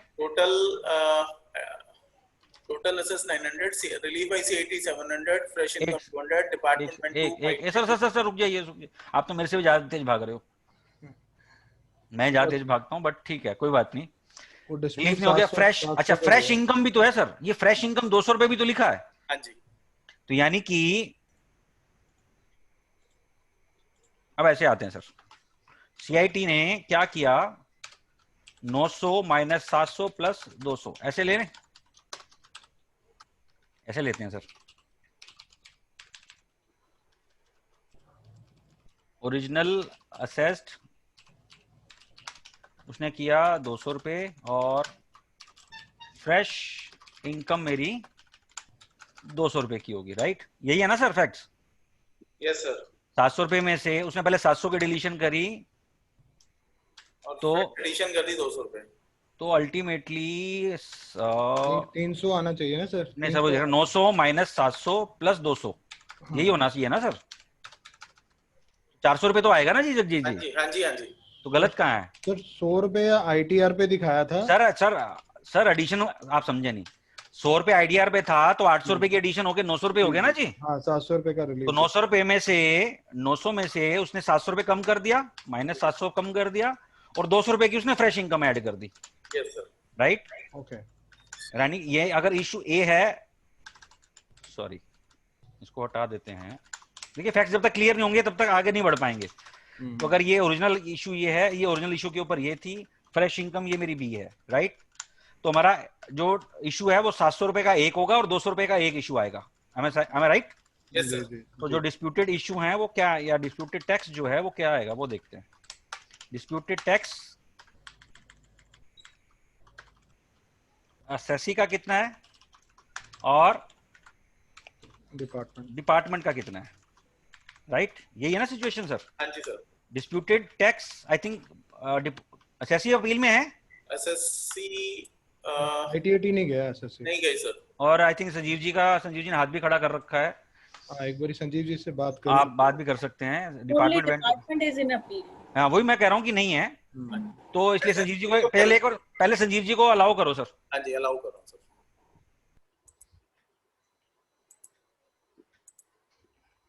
Sanjeev ji please come. But in any case अगर असेसी नहीं भी है तो भी कोई दिक्कत नहीं है मेरे को इसमें, क्योंकि अल्टीमेटली जो डिस्प्यूटेड टैक्स रहेगा एसएससी का वो 700 रुपए का ही तो रहेगा। नहीं 700 का नहीं होगा सर, 100 रुपए ये था, 900 रुपए ये हो गया, हाँ 900 होगा ना सर? नहीं 900 नहीं होगा, 700। हेलो हाँ संजीव जी प्लीज बताइए ना।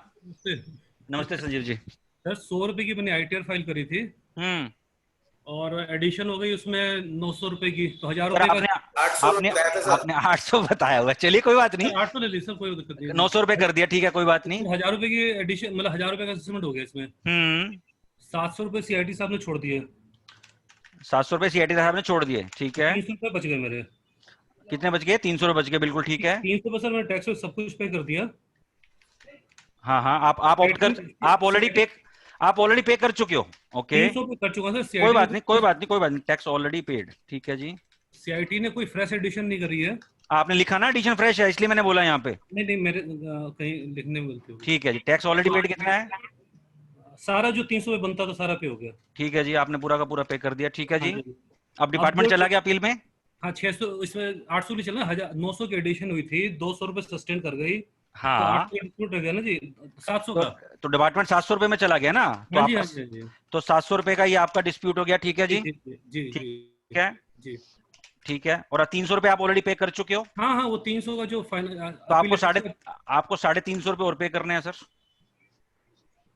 700 पे करने जी। 700 पे तो करने, डिस्प्यूट तो 700 करने तो 350 रुपए और पे करने हैं आपने। ये सर जो फॉर्म भरना है ना, वहाँ पे जो वहाँ पे जो है, पहली बात तो जो आपका फॉर्म भरेंगे 5 नंबर पे जो आएंगे, वो उसमें आते हैं बाद में, पहले हम आते हैं अच्छा अच्छा। यहाँ पे क्या भरेंगे? यहाँ पे हम भरेंगे डिपार्टमेंट, यहाँ पे भरेंगे डिपार्टमेंट। यहाँ पे क्या भरेंगे? डीआरपी नो आएगा। इसकी यहाँ पे या तो आप कर ही लोगे एप्लीकेशन हाँ रिवीजन ये का सब केस नहीं, ये हो गया आपका, ये हो गया। ये नो रिस्पेक्ट टू अपील, ये टीडीएस टीसीएस के लिए शायद है ना। Reduction with respect to appeal, writ cancellation or mediation for disputed tax, including is there any pending appeal? Yes. Appeal आएगी ना सर पेंडिंग, तभी तो लिखेंगे। कहाँ पेंडिंग है तभी तो लिखेंगे। आईटीटी में पेंडिंग है, उसका एक्नॉलेजमेंट नंबर, रेफरेंस नंबर। अच्छा पेनल्टी का है, सॉरी पेनल्टी का तो नो हो गया ना आपका, फॉर इंटरेस्ट। हाँ पेनल्टी, हाँ ठीक है, पेनल्टी और नो हो गया। ये भरा आपने, ये गया। मैं खोलूं क्या? हाँ मैं ये देख लेता हूँ, कोई दिक्कत नहीं है। आपका शेड्यूल ए होगा ना, शेड्यूल ए में भरना पड़ा 5 नंबर सर। हाँ शेड्यूल ए में आपका आएगा 5 नंबर, राइट। अब आते हैं to be fielding the case of department pending for ITAT, appeal number हो गया। ये जो है ना ए जो लिखा है, ए आ रहा है ना सर, यहाँ पे लिखा हुआ ए, राइट। ए में हम क्या 300 लेंगे, 1000 लेंगे? यहाँ पे सर यहाँ पे क्या लिखा हुआ है? Total income as per order against which appeal filed. हाँ तो टोटल ऑर्डर कितने का हुआ आपका? सर जो 300 रुपए का सर, 300 का होगा ना, 300 रुपए का होगा सर। ठीक है। और जो अगला जो कॉलम है, लेट मी सी 300 रुपए पे क्या ये रिएक्ट करता है, ये भी देखना जरूरी है ना। ये 300 और अगला 700 हो जाएगा। हाँ तो ये देखते हैं 700 ये एक्सेप्ट करता है, ये ले लेता है जी, वो तो ले लेगा। तो दिक्कत क्या है? तो दिक्कत क्या है आपको? तो वो क्योंकि ईवीसी तक पहुंच गया था, मैं ईवीसी बोला था कि ईवीसी दे दो। तो कोई दिक्कत नहीं है, डिस्प्यूटेड टैक्स आपको लिखना है। ये बस ये देखने में लग रहा है कि 300 में से जैसे बी में लिखा है डिस्प्यूटेड इनकम आउट ऑफ ए, तो 7 इज मोर देन 300, तो वो बड़ा सॉरी कोई बात नहीं, उससे क्या फर्क पड़ेगा, जो है सो है। टैक्स एरियर कितना है? 700 का आ गया। अब आपका सर्च केस नहीं है ना, नॉन सर्च केस है, यहाँ लिख भी क्या रहा है? जो आपका डिस्प्यूटेड टैक्स है उसका 50% निकालना है, आप यहाँ 350 रुपए निकालो।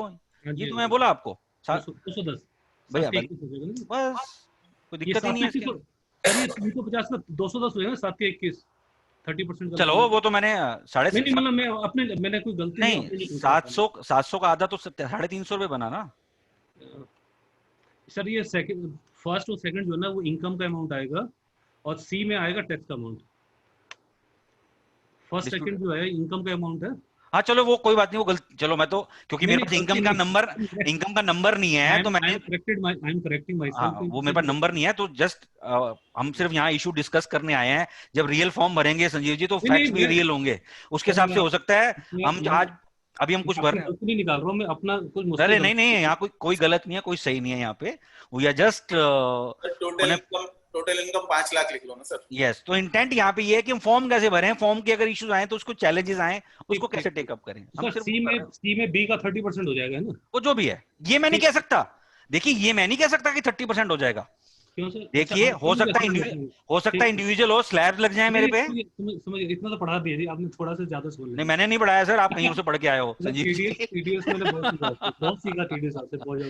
ठीक है, तो पहले मैं भी सोचता था कि स्ट्रेट हो जाएगा, बट ये भी पॉसिबिलिटी है ना कि आपका स्लैब आ गया, हो सकता है आपका सरचार्ज आ जाए, हो सकता है आपका जो एजुकेशन सेस आ जाए। वो सर इसमें लगेगा सर एजुकेशन सेस? वो सर क्यों नहीं लगेगा, क्यों टैक्स तो अल्टीमेटली सारा ही होगा ना सर।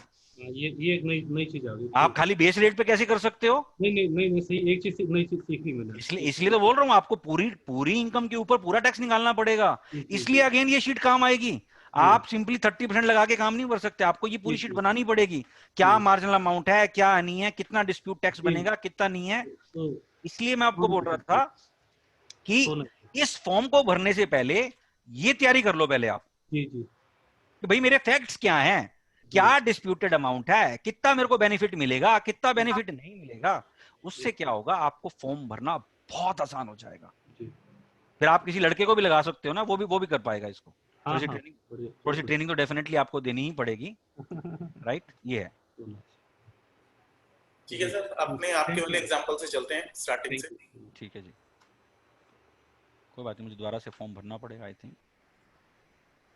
ये आ गया सर, असेसिंग ऑफिसर का आ गया, अपील का आ गया, इसको हम CIT कर देते हैं जी। ठीक, already filed, yes filed SSC ने करी। क्या डेट को फाइलिंग करी, जो भी डेट आपकी फाइलिंग की वो डाल दीजिए। फॉर एग्जांपल 18/1 आ रही है, तो मैं 18/1/2020 डाला मैंने। फाइल्ड बाय द एसएससी है, तो रेफरेंस नंबर क्या है, लेट्स से ये रेफरेंस नंबर था, ये मैंने कॉपी करा, ये मैंने यहाँ डाल दिया। समझ रहे हो आप? देखो कॉपी पेस्ट करे जा रहा हूँ खड़ाखड़। मेरे को जा जाके डॉक्यूमेंट खोल के देखने की जरूरत नहीं ना।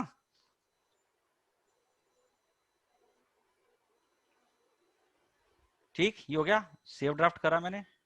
पार्ट सी में आते हैं। सर वो इंटरेस्ट वगैरह कुछ नहीं भरना था वहां पे? किस पे सर? यही क्वेश्चंस यही ये नहीं, ये तो अभी ये तो सिर्फ आपसे ये पूछ रहा है कि भैया आपका कौन सा फॉर्म है जहां पे और क्या विवाद क्या है आपका, और उस विवाद की आप डिटेल दे दो और रेलेवेंट। एक्चुअल अमाउंट हम सारे यहां भरेंगे। नहीं, जैसे आपने वो कॉलम स्किप कर दिए, अब फॉर इंटरेस्ट वाला जो कॉलम था अभी यहाँ, नहीं वो रेलेवेंट नहीं है ना, बिकॉज मैंने बताया ना कि मेरा डिस्प्यूट इंटरेस्ट नहीं है, मेरा डिस्प्यूटेड टैक्स है। टैक्स है, ठीक है। अगर इनकम एडिशन करते हुए उस इनकम की एडिशन के रिलेशन में या उस टोटल इनकम की रिलेशन में कोई इंटरेस्ट है, नहीं आएगा, तो that becomes part and parcel of your disputed tax itself. ठीक है, राइट? जैसे मैं दिखाता हूं, ये देखिए, ये मैंने भरा, अपील, सीआईटी अपील कहाँ है, अपील क्या है, डेट ऑफ फाइलिंग क्या है मेरी, एक्नॉलेजमेंट नंबर क्या है, डीआरपी केस था या नहीं था, लाइक दिस। पेनल्टी का मेरा केस नहीं है तो कुछ भरा नहीं, इंटरेस्ट का मेरा केस नहीं है तो मैंने कुछ भरा नहीं। फिर आते हैं सर ये टैक्स एरियर कितना मेरा। अब आप टैक्स एरियर देखो मैंने कितना निकाला हुआ है, 584,637। तो यहां से टैक्स, मेरा टैक्स एरियर कितना था, 584,637। यस, ये रहा ना। ये टैक्स और इंटरेस्ट को मिला के मेरा ये एरियर आ गया सर। तो मैंने आपको बताया था ना, लिखना है। मैं बता रहा हूं ना सतीश जी, कि जब आपकी, देखिए इंटरेस्ट कई तरह का हो सकता है।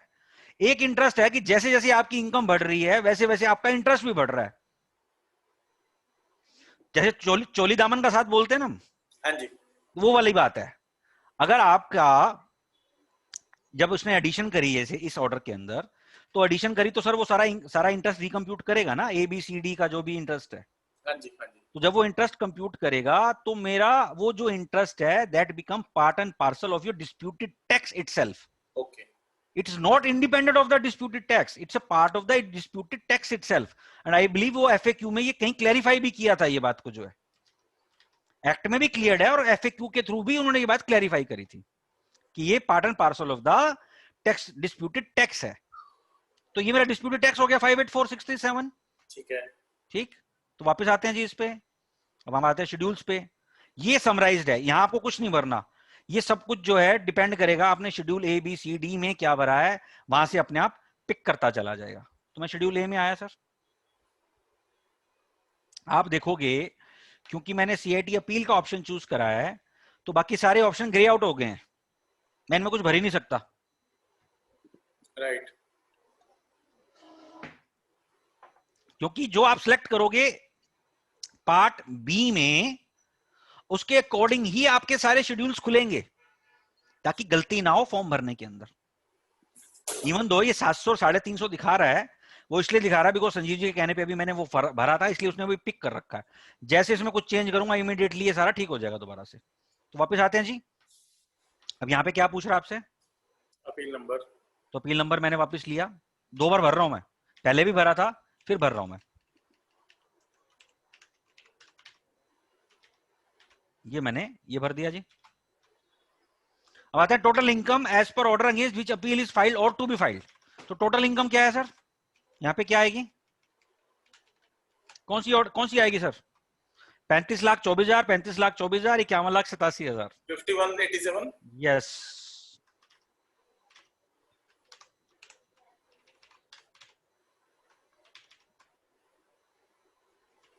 ठीक है जी, राइट।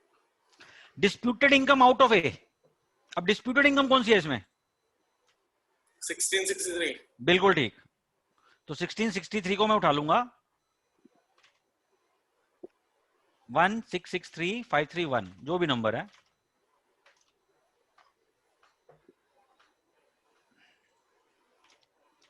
यहाँ क्या मरा था, आई थिंक मैंने ये रहा। ये क्या सर, अदर देन B1, ये क्या हो सकता है? रुको सर, डी कॉलम इसका। अच्छा रुको, यहाँ पे मैंने आई थिंक गलत चूज कर लिया। ये है relating to issues which have been decided in favour of SSC in his case for any assessment year by ITAT. कई बार क्या होता है, सिमिलर ग्राउंड्स के ऊपर आपका केस कई फॉरम्स में चल रहा होता है, सीआईटी अपील में भी चल रहा है, आईटीएटी में भी चल रहा है, मान लीजिए हाई कोर्ट में भी चल रहा है। तो हो सकता है किसी पर्टिकुलर असेसमेंट ईयर के अंदर आईटीएटी ने आपके फेवर में कर दिया, तो ये उसके बारे में पूछना चाह रहा है कि ऐसा कौन सा अमाउंट है जिसके बारे में ITAT ने कहीं और आपके फेवर में कर रखा है। तुम्हारा वो केस नहीं है तो उसको मैं 0 भर देता हूं, यहां पे आ जाएगा मेरा ये वाला अमाउंट 16,63,531। ठीक, राइट। फिर disputed tax in relation to B1, B1 तो मेरा है ही नहीं, तो मैं ये भरूंगा 0। फिर इस अमाउंट का कितना टैक्स है, वापस आते हैं उस पर। अब देखिए 0 हो गया ना अपने आप। कितना टैक्स है सर डिस्प्यूटेड? 584 637, बिल्कुल ठीक। तो मैं यहां पे भरूंगा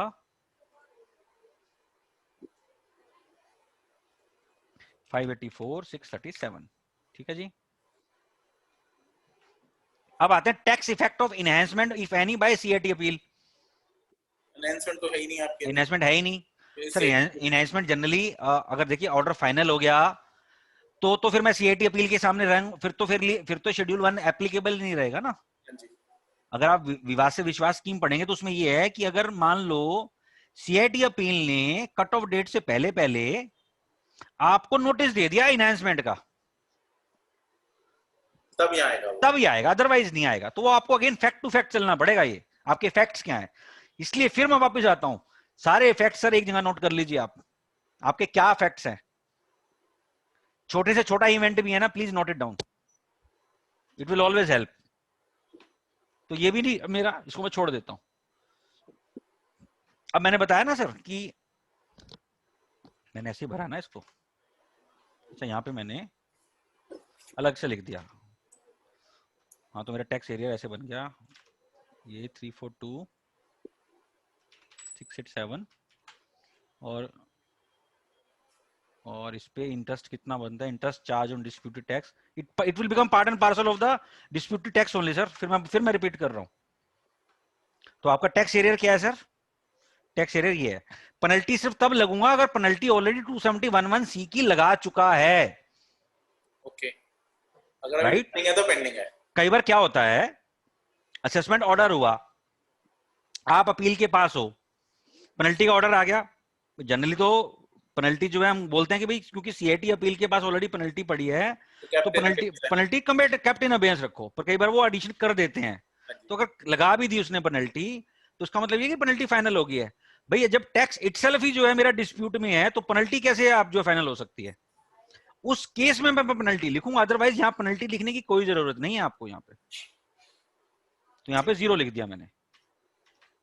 आ गया जी, टैक्स एरियर आ गया। ये क्यों नहीं आया? पहले देखिए, जब देखेंगे पहले जब मैंने फॉर्म फाइल किया था तो ये 30/6 दिखा रहा था डेट जो है।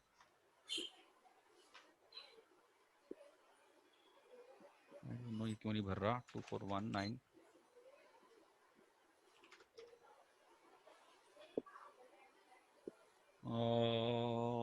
ये क्यों नहीं आ रहा? देखना पड़ेगा वापस। ये तो कोई फॉर्म में चेंज आया क्या? मैं कुछ गलत तो नहीं भर दिया? नहीं, डिस्प्यूटेड टैक्स तो मेरा यही है 342। सर ये क्या टैक्स इफेक्ट ऑन एनहांसमेंट, ई क्या है इसमें?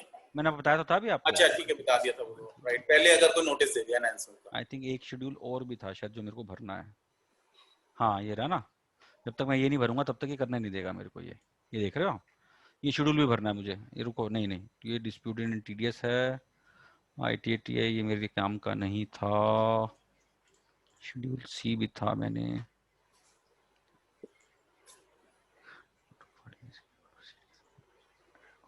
यस ये भी नहीं था मेरा शेड्यूल। मैंने कौन कौन से भरे थे? सारे शेड्यूल यही हैं। आई डोंट नो फॉर्म क्यों नहीं पिक कर रहा आज। शेड्यूल 2, ये रहा शेड्यूल 2 आ रहा है ना, ये रहा। ये भी खाली है, सारे खाली हैं, कोई ऑप्शन ही नहीं थी भरने की। तो भरना तो यही चाहिए। एक मिनट रुकिए, देखते हैं। Save draft question,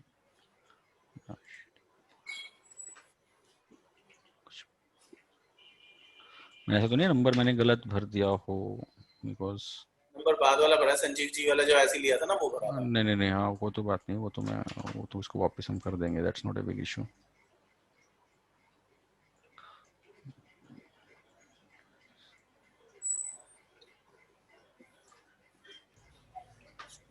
tin number है वो डालने का नहीं, क्योंकि ये आई थिंक कुछ गड़बड़ है फॉर्म के अंदर। ये अपने आप पिक करेगा, यहाँ पे पिक करना चाहिए था उसको ना। ये देखिए, हाँ, अच्छा अच्छा अच्छा अच्छा अच्छा, समझ गया मैं क्या चक्कर है। Right right right right right right, रुकिए सर रुकिए सर रुकिए सर। सी क्या है सर मेरा? अल्टीमेटली डिस्प्यूटेड टैक्स कितना है मेरा? 342,687 है ना जी? हाँ जी। सी मैंने क्यों नहीं भरा इन B1, और ये रहा C plus D plus E। Yes, यहाँ भरूंगा ना मैं, तो यहाँ पे जब मैं भरूंगा 342, हाँ इसलिए आएगा ये 342,687। ये देखिए ये आ गया। तो फाइनली मेरा अमाउंट जो मेरे को भरना है फाइनली, ये नॉन सर्च केसेस में मैंने क्यों 50% करा है? ये कुछ मैंने गलत सेलेक्ट कर लिया क्या? क्योंकि ये 50% नहीं आना चाहिए, 100% ही होना चाहिए ना। आप देखेंगे फॉर्म एक्चुअली 2 महीने बाद देख रहा हूँ मैं, तो हो सकता है मैं कुछ गलत देख रहा हूँ। आया तो 100% ही है ना सर, 342। हाँ वही है। अगर आप यहाँ पे भी देखोगे, यहाँ पे भी यही गलती थी, देख रहे हो आप? इन नॉन सर्च केसेस 50% दिखा रहा है, तो एक्चुअली नॉन सर्च केसेस में 50% होना नहीं चाहिए। तो आई बिलीव ये फॉर्म में जो है इसके डिस्प्ले में ये गलती है। It should not be 50%, it should be 100%। तो ये आप गलती मत कर लीजिएगा सर, ये 100% ही रहेगा। आपको यही अमाउंट भरनी है, 342,687 ही, जो मेरे केस में क्योंकि 100% है। तो आप ऐसे ये भरिए, ये हो गया राइट। आई थिंक और कोई इशू नहीं है मेरे ख्याल से। मैं इसको सेव करूं, सेव करने के बाद आपने वापस पार्ट बी में आके देखते हैं कोई गलती तो नहीं रह गई है। ये पार्ट ए देख लिया आपने, पार्ट बी देख लिया, part C D and E and F देख लिया। हाँ, ये आते हैं। अब आते हैं, ऐसा हो सकता है कि आपने कोई टैक्स पहले ही जमा करा दिया हो। स्कीम में ये भी है, जैसे संजीव जी ने एक टेली टैक्स जमा करा रखा था। मान लीजिए कई बार क्या होता है, डिक्लेरेशन फाइल करी उससे पहले पहले मैंने कोई टैक्स जमा करा दिया सर। या सर वो बैंक को सीज करके भी कलेक्ट कर रखा उन्होंने।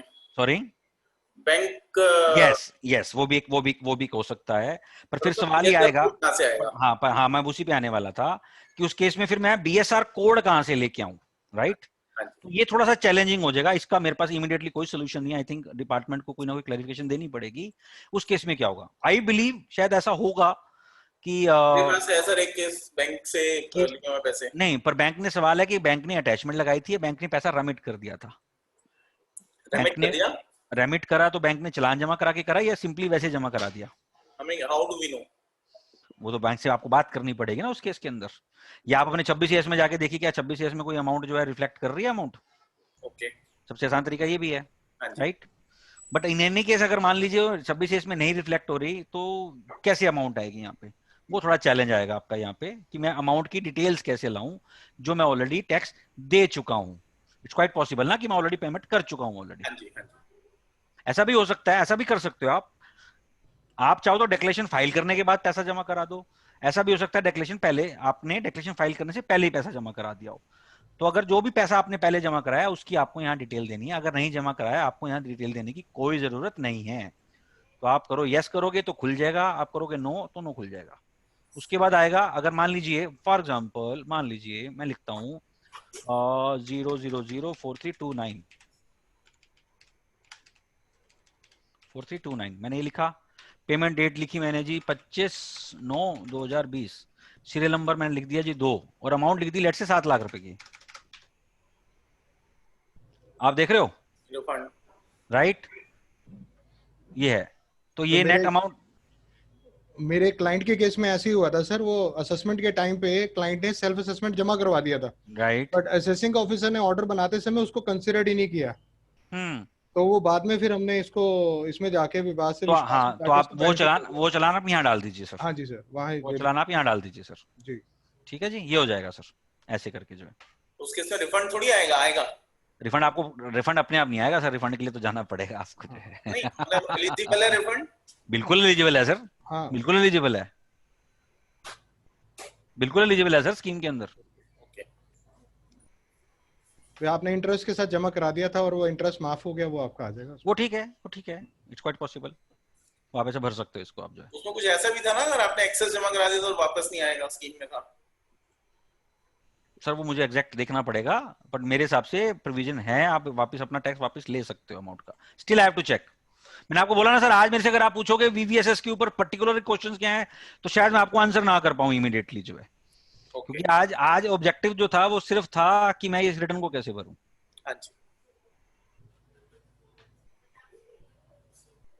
ऐसी अजीत सिंह भामरा जी का एक क्वेश्चन आया हुआ है, after addition there is a loss in the return, after addition there is a loss in the return. तो सर क्वेश्चन क्या है एग्जैक्टली वो तो बता दीजिए, आपने खाली ये तो लिख दिया after addition there is a loss in the return. उनका मेरे पास अभी कॉल आया था, वो बेसिकली कहते हैं कि जो लॉस आया था ना, उसके लॉस की वजह से उनका जो लॉस का बेनिफिट लेना है। तो उस केस में तो फिर आपको सर ये पार्ट बी सी डी नहीं भरेंगे, उस केस में तो फिर आपको ये वाला ऑप्शन चूज करना पड़ेगा ये। क्योंकि कई क्लाइंट को लॉस के भी केसेस में दिक्कत आ रही है, राइट, कैसे फिल करेंगे, whether opting to pay tax on reduction of losses or depreciation और नो, ये तो अलग सिचुएशन हो जाएगी आपकी। आई थिंक डी के अंदर ये था, आई थिंक यही रह गया इसमें, यही भरना पड़ेगा आपको। यस, ये वाला एक्टिव हो जाएगा। हाँ, तो ये वाला एक्टिव हो जाएगा, आपको यहाँ भरना है। एग्जैक्ट सर अगर जब तक मेरे को फैक्ट्स नहीं देंगे, पूरे फैक्ट्स बता दीजिए, मैं इस पे थोड़ा टाइम लगा के आपको एग्जैक्ट पर्सनली अलग से आपको बता दूंगा इसको फॉर्म को भरना कैसे है, कैसे नहीं भरना। यहाँ अगर ले सकते हैं सतीश जी, सतीश सर एक बारी यहाँ तो ले लेते हैं, एक बारी उन्हें ले लीजिए, एक बारी ना कंप्लीट हो जाए जो दीपक जी पहले अपनी तरफ से बता रहे हैं, उसके बाद फिर मेंबर्स की, क्योंकि मुझे थोड़ा इंस्ट्रक्शन भी पढ़नी पड़ेगी उस केस में, इंस्ट्रक्शन उस केस में कैसे भरनी है कैसे नहीं भरनी है आपको जो है, राइट। तो आई थिंक उसके बाद आप ये वेरिफिकेशन फॉर्म फाइल कर दीजिए, और एक बार ये सबमिट में चला गया तो मैं आपको दिखाता हूँ ये कैसे जाता है सर। ये पूरी इसकी ये देखिए, ये ऐसे फॉर्म फाइल करेंगे, ये आ जाएगा। जब वहां से कंफर्मेशन आ जाएगी तो आपको ये फॉर्म 3 आपके पास आ जाएगा। आप ये फॉर्म 3 आप जाके ऐसे डाउनलोड कर सकते हो, या से आपको फॉर्म 3 नजर आ जाएगा, राइट।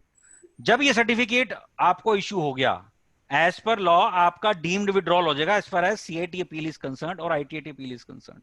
तो आपकी जो अपील है वो डीम्ड विड्रॉल में चली जाएगी अपने आप। No need to go to respective. आता हूं सर, उससे भी आता हूं, उसमें एक स्टेप और भी है अभी। तो आपने फॉर्म 1-2 फाइल किया सर, डिपार्टमेंट के पास जाएगा, डिपार्टमेंट आपको सर्टिफिकेट इशू करेगा। सर्टिफिकेट इशू करने के बाद फिर आपके पास टाइम है कि आप अपना टैक्स जमा कराओ। तो खाली टैक्स जमा करा देने से काम नहीं बनेगा। अब सवाल एक और भी आएगा कि जब मैं टैक्स जमा कराऊंगा तो उसमें भरूंगा क्या? क्या मैं टैक्स में भरूं, क्या मैं इंटरेस्ट में भरूं, क्या मैं पेनल्टी में भरूं, क्या मैं अदर्स में भरूं? तो टैक्स ही भरना है अगर इस केस में, तो आप जो मर्जी भर दो, कोई फर्क नहीं पड़ रहा सर। ओके, बनना तो टैक्स ही चाहिए। पर क्या ऐसा होता है कि मान लीजिए आपने नॉर्मल चालान जमा कराया सतीश जी, कि जो इंटरेस्ट में जमा कराया डिपार्टमेंट उसको ही इंटरेस्ट के सेट ऑफ करता है, जो टैक्स में जमा कराया उसको सेट ऑफ नहीं करता। इनकम टैक्स में ऐसा कुछ नहीं है ना सर, टीडीएस में भी ऐसा कुछ नहीं है, आपको बता दूं। हाँ जी, टीडीएस में भी नहीं है। हाँ, तो दोनों में कहीं नहीं है, तो कोई रेलेवेंट नहीं है। आप टैक्स में जमा करा रहे हो बट बनता टैक्स में ही है। yes. ये भी सवाल मेरे सामने सर, मेरे वाले केस में जो हमने 234 ABC करवाया था ना, उसका भी बेनिफिट ले लिया था। सर मिलेगा सर, क्यों नहीं मिलेगा? It's a part of the tax itself ना, टैक्स ही तो है वो। तो आपको यहाँ पे लिखना पड़ेगा ऐसे। तो आप मतलब फॉर्म भरते वक्त आपको, मेरा मतलब जो चालान भरोगे उस वक्त आपको इतनी कोई टेंशन लेने की जरूरत नहीं है यार इसमें इंटरेस्ट में डालूं, इसमें अदर में भी डाल दोगे तो भी आ जाएगा यहाँ पे, तो भी आ जाएगा। पर स्टिल मेरा सजेशन ये है कि टैक्स में ही डालो आप। ये tax is the best column, उसमें डाल दो। एक बार आपने टैक्स जमा करा दिया उसके बाद आपको एक फॉर्म 4 भी फाइल करना पड़ेगा। ये है इंटीमेशन ऑफ पेमेंट। ओके, खाली चालान जमा करा देने से मुझे कैसे पता लगेगा कि विवाद से विश्वास का ही चालान था? ये मोस्ट इंपॉर्टेंट स्टेप है सर, इसको मत छोड़ दीजिएगा। राइट। अब आते हैं फॉर्म 4 पे आए। तो फॉर्म 4 पे आपसे पूछेगा, जैसे मैंने बताया, तो अपने आप पिक कर लेना, देखिए अपने आप। तो क्या है क्या नहीं है अपने आप यहाँ पे चालान की डिटेल डालिए। यहाँ पे इंपॉर्टेंट है क्वेश्चन ये भी आएगा क्या भरना है, सेल्फ असेसमेंट टैक्स या कुछ नहीं है। सेल्फ असेसमेंट में भरना, मैं आपको चालान की कॉपी दिखा देता हूँ सर। चलिए, आपने पूछ लिया है, ये लो सर। क्या आ रहा है सर? सेल्फ असेसमेंट, बस, कोई दिक्कत ही नहीं है। कोई एडवांस टैक्स थोड़ी ना ये। हाँ जी, सेल्फ असेसमेंट है, सेल्फ असेसमेंट डाल दीजिए आप। अब ऑर्डर तो कोई होया नहीं, मैं कहूंगी अगेंस्ट ऑर्डर है, कोई ऑर्डर तो है नहीं, कोई सस्पेंड ऑर्डर थोड़ी ना आया मेरे हाथ के अंदर जो है। सर कई, मैं तो इसलिए क्वेश्चन पूछ रहा हूँ, कई बार रिलेटेड क्वेश्चंस फिर मेंबर्स आते हैं, पूछते हैं। कोई दिक्कत नहीं है सर, सेल्फ असेसमेंट आप भरिए, कोई दिक्कत नहीं है। इनफैक्ट यहाँ कोई ऑप्शन भी नहीं है आपके पास। हाँ जी, आपको सिंपली ये 4 चीजें चाहिए, आपका सिम चाहिए और आपने पैसा कितना जमा कराया है। सिस्टम अपने आप जो है बैक एंड में उसको वेरीफाई कर लेगा कि आपने ये पैसा जमा कराया है नहीं कराया है, इतना अमाउंट सिस्टम में आ रहा है नहीं आ रहा है। ठीक, मल्टीपल चालान जमा कराया, मल्टीपल चालान भी आप डाल सकते हैं, यहाँ पे ऐड करते जाइए, आप अपने चालान डालते जाइए ऐसे, राइट। अब आते हैं एक सबसे इंपॉर्टेंट स्टेप पे। अब वो ये कहता है whether the appeal, objections, application, writ petition, special leave petition, blah blah blah has been filed. अब सीआईटी अपील के सामने मैंने अपील फाइल कर रखी थी या नहीं कर रखी थी सतीश जी? कर रखी थी। तो मैं क्या चूज करूंगा? यस यस, ऑब्वियसली मैंने ये सारा भर लिया सर। हाँ जी। अब जब मैं इसको सबमिट करूंगा तो ये क्या कह रहा है? Please upload the attachment. और अटैचमेंट क्या मांग रहा है मेरे से? Proof of withdrawal with number and form. पर मेरा सवाल आता है, लॉ पढ़ता हूं, लॉ में सेक्शन 3 है if I am not wrong, let's read act also, जो डीम्ड विड्रॉल की बात कर रहा है। Yes yes yes yes yes या यस यस 4 सेक्शन 4 जी मैम। मेरा एक सवाल है Deepak ji, I am sorry to interrupt you. No problem. Exactly यहीं पर, दो आई नो आप किस लाइन पर जा रहे हैं, लेकिन उससे पहले I have a practical case in my office. एक ITAT की हमने अपील फाइल कर रखी थी and after 31st of January we got it adjudicated, और वो हमारे अगेंस्ट हो गई। तो एज पर द एक्ट मैंने अपने क्लाइंट को ये सजेस्ट किया कि डोंट वरी बिकॉज 31st जनवरी को आपकी पेंडिंग थी, we'll go to VSP. Yes. We planned accordingly. लेकिन जब मैं फॉर्म 4 पर आती हूँ, एक्चुअली मैं यहीं हमारा ऑफिस यहीं अटका है। जब मैं फॉर्म 4 पर आती हूँ तो they ask for the withdrawal of appeal, proof for withdrawal of appeal. अब मैं विड्रॉ कैसे करूं? That has already been heard. कोई बात नहीं, मैं आता हूं मैडम, इसी पे ही आता हूं।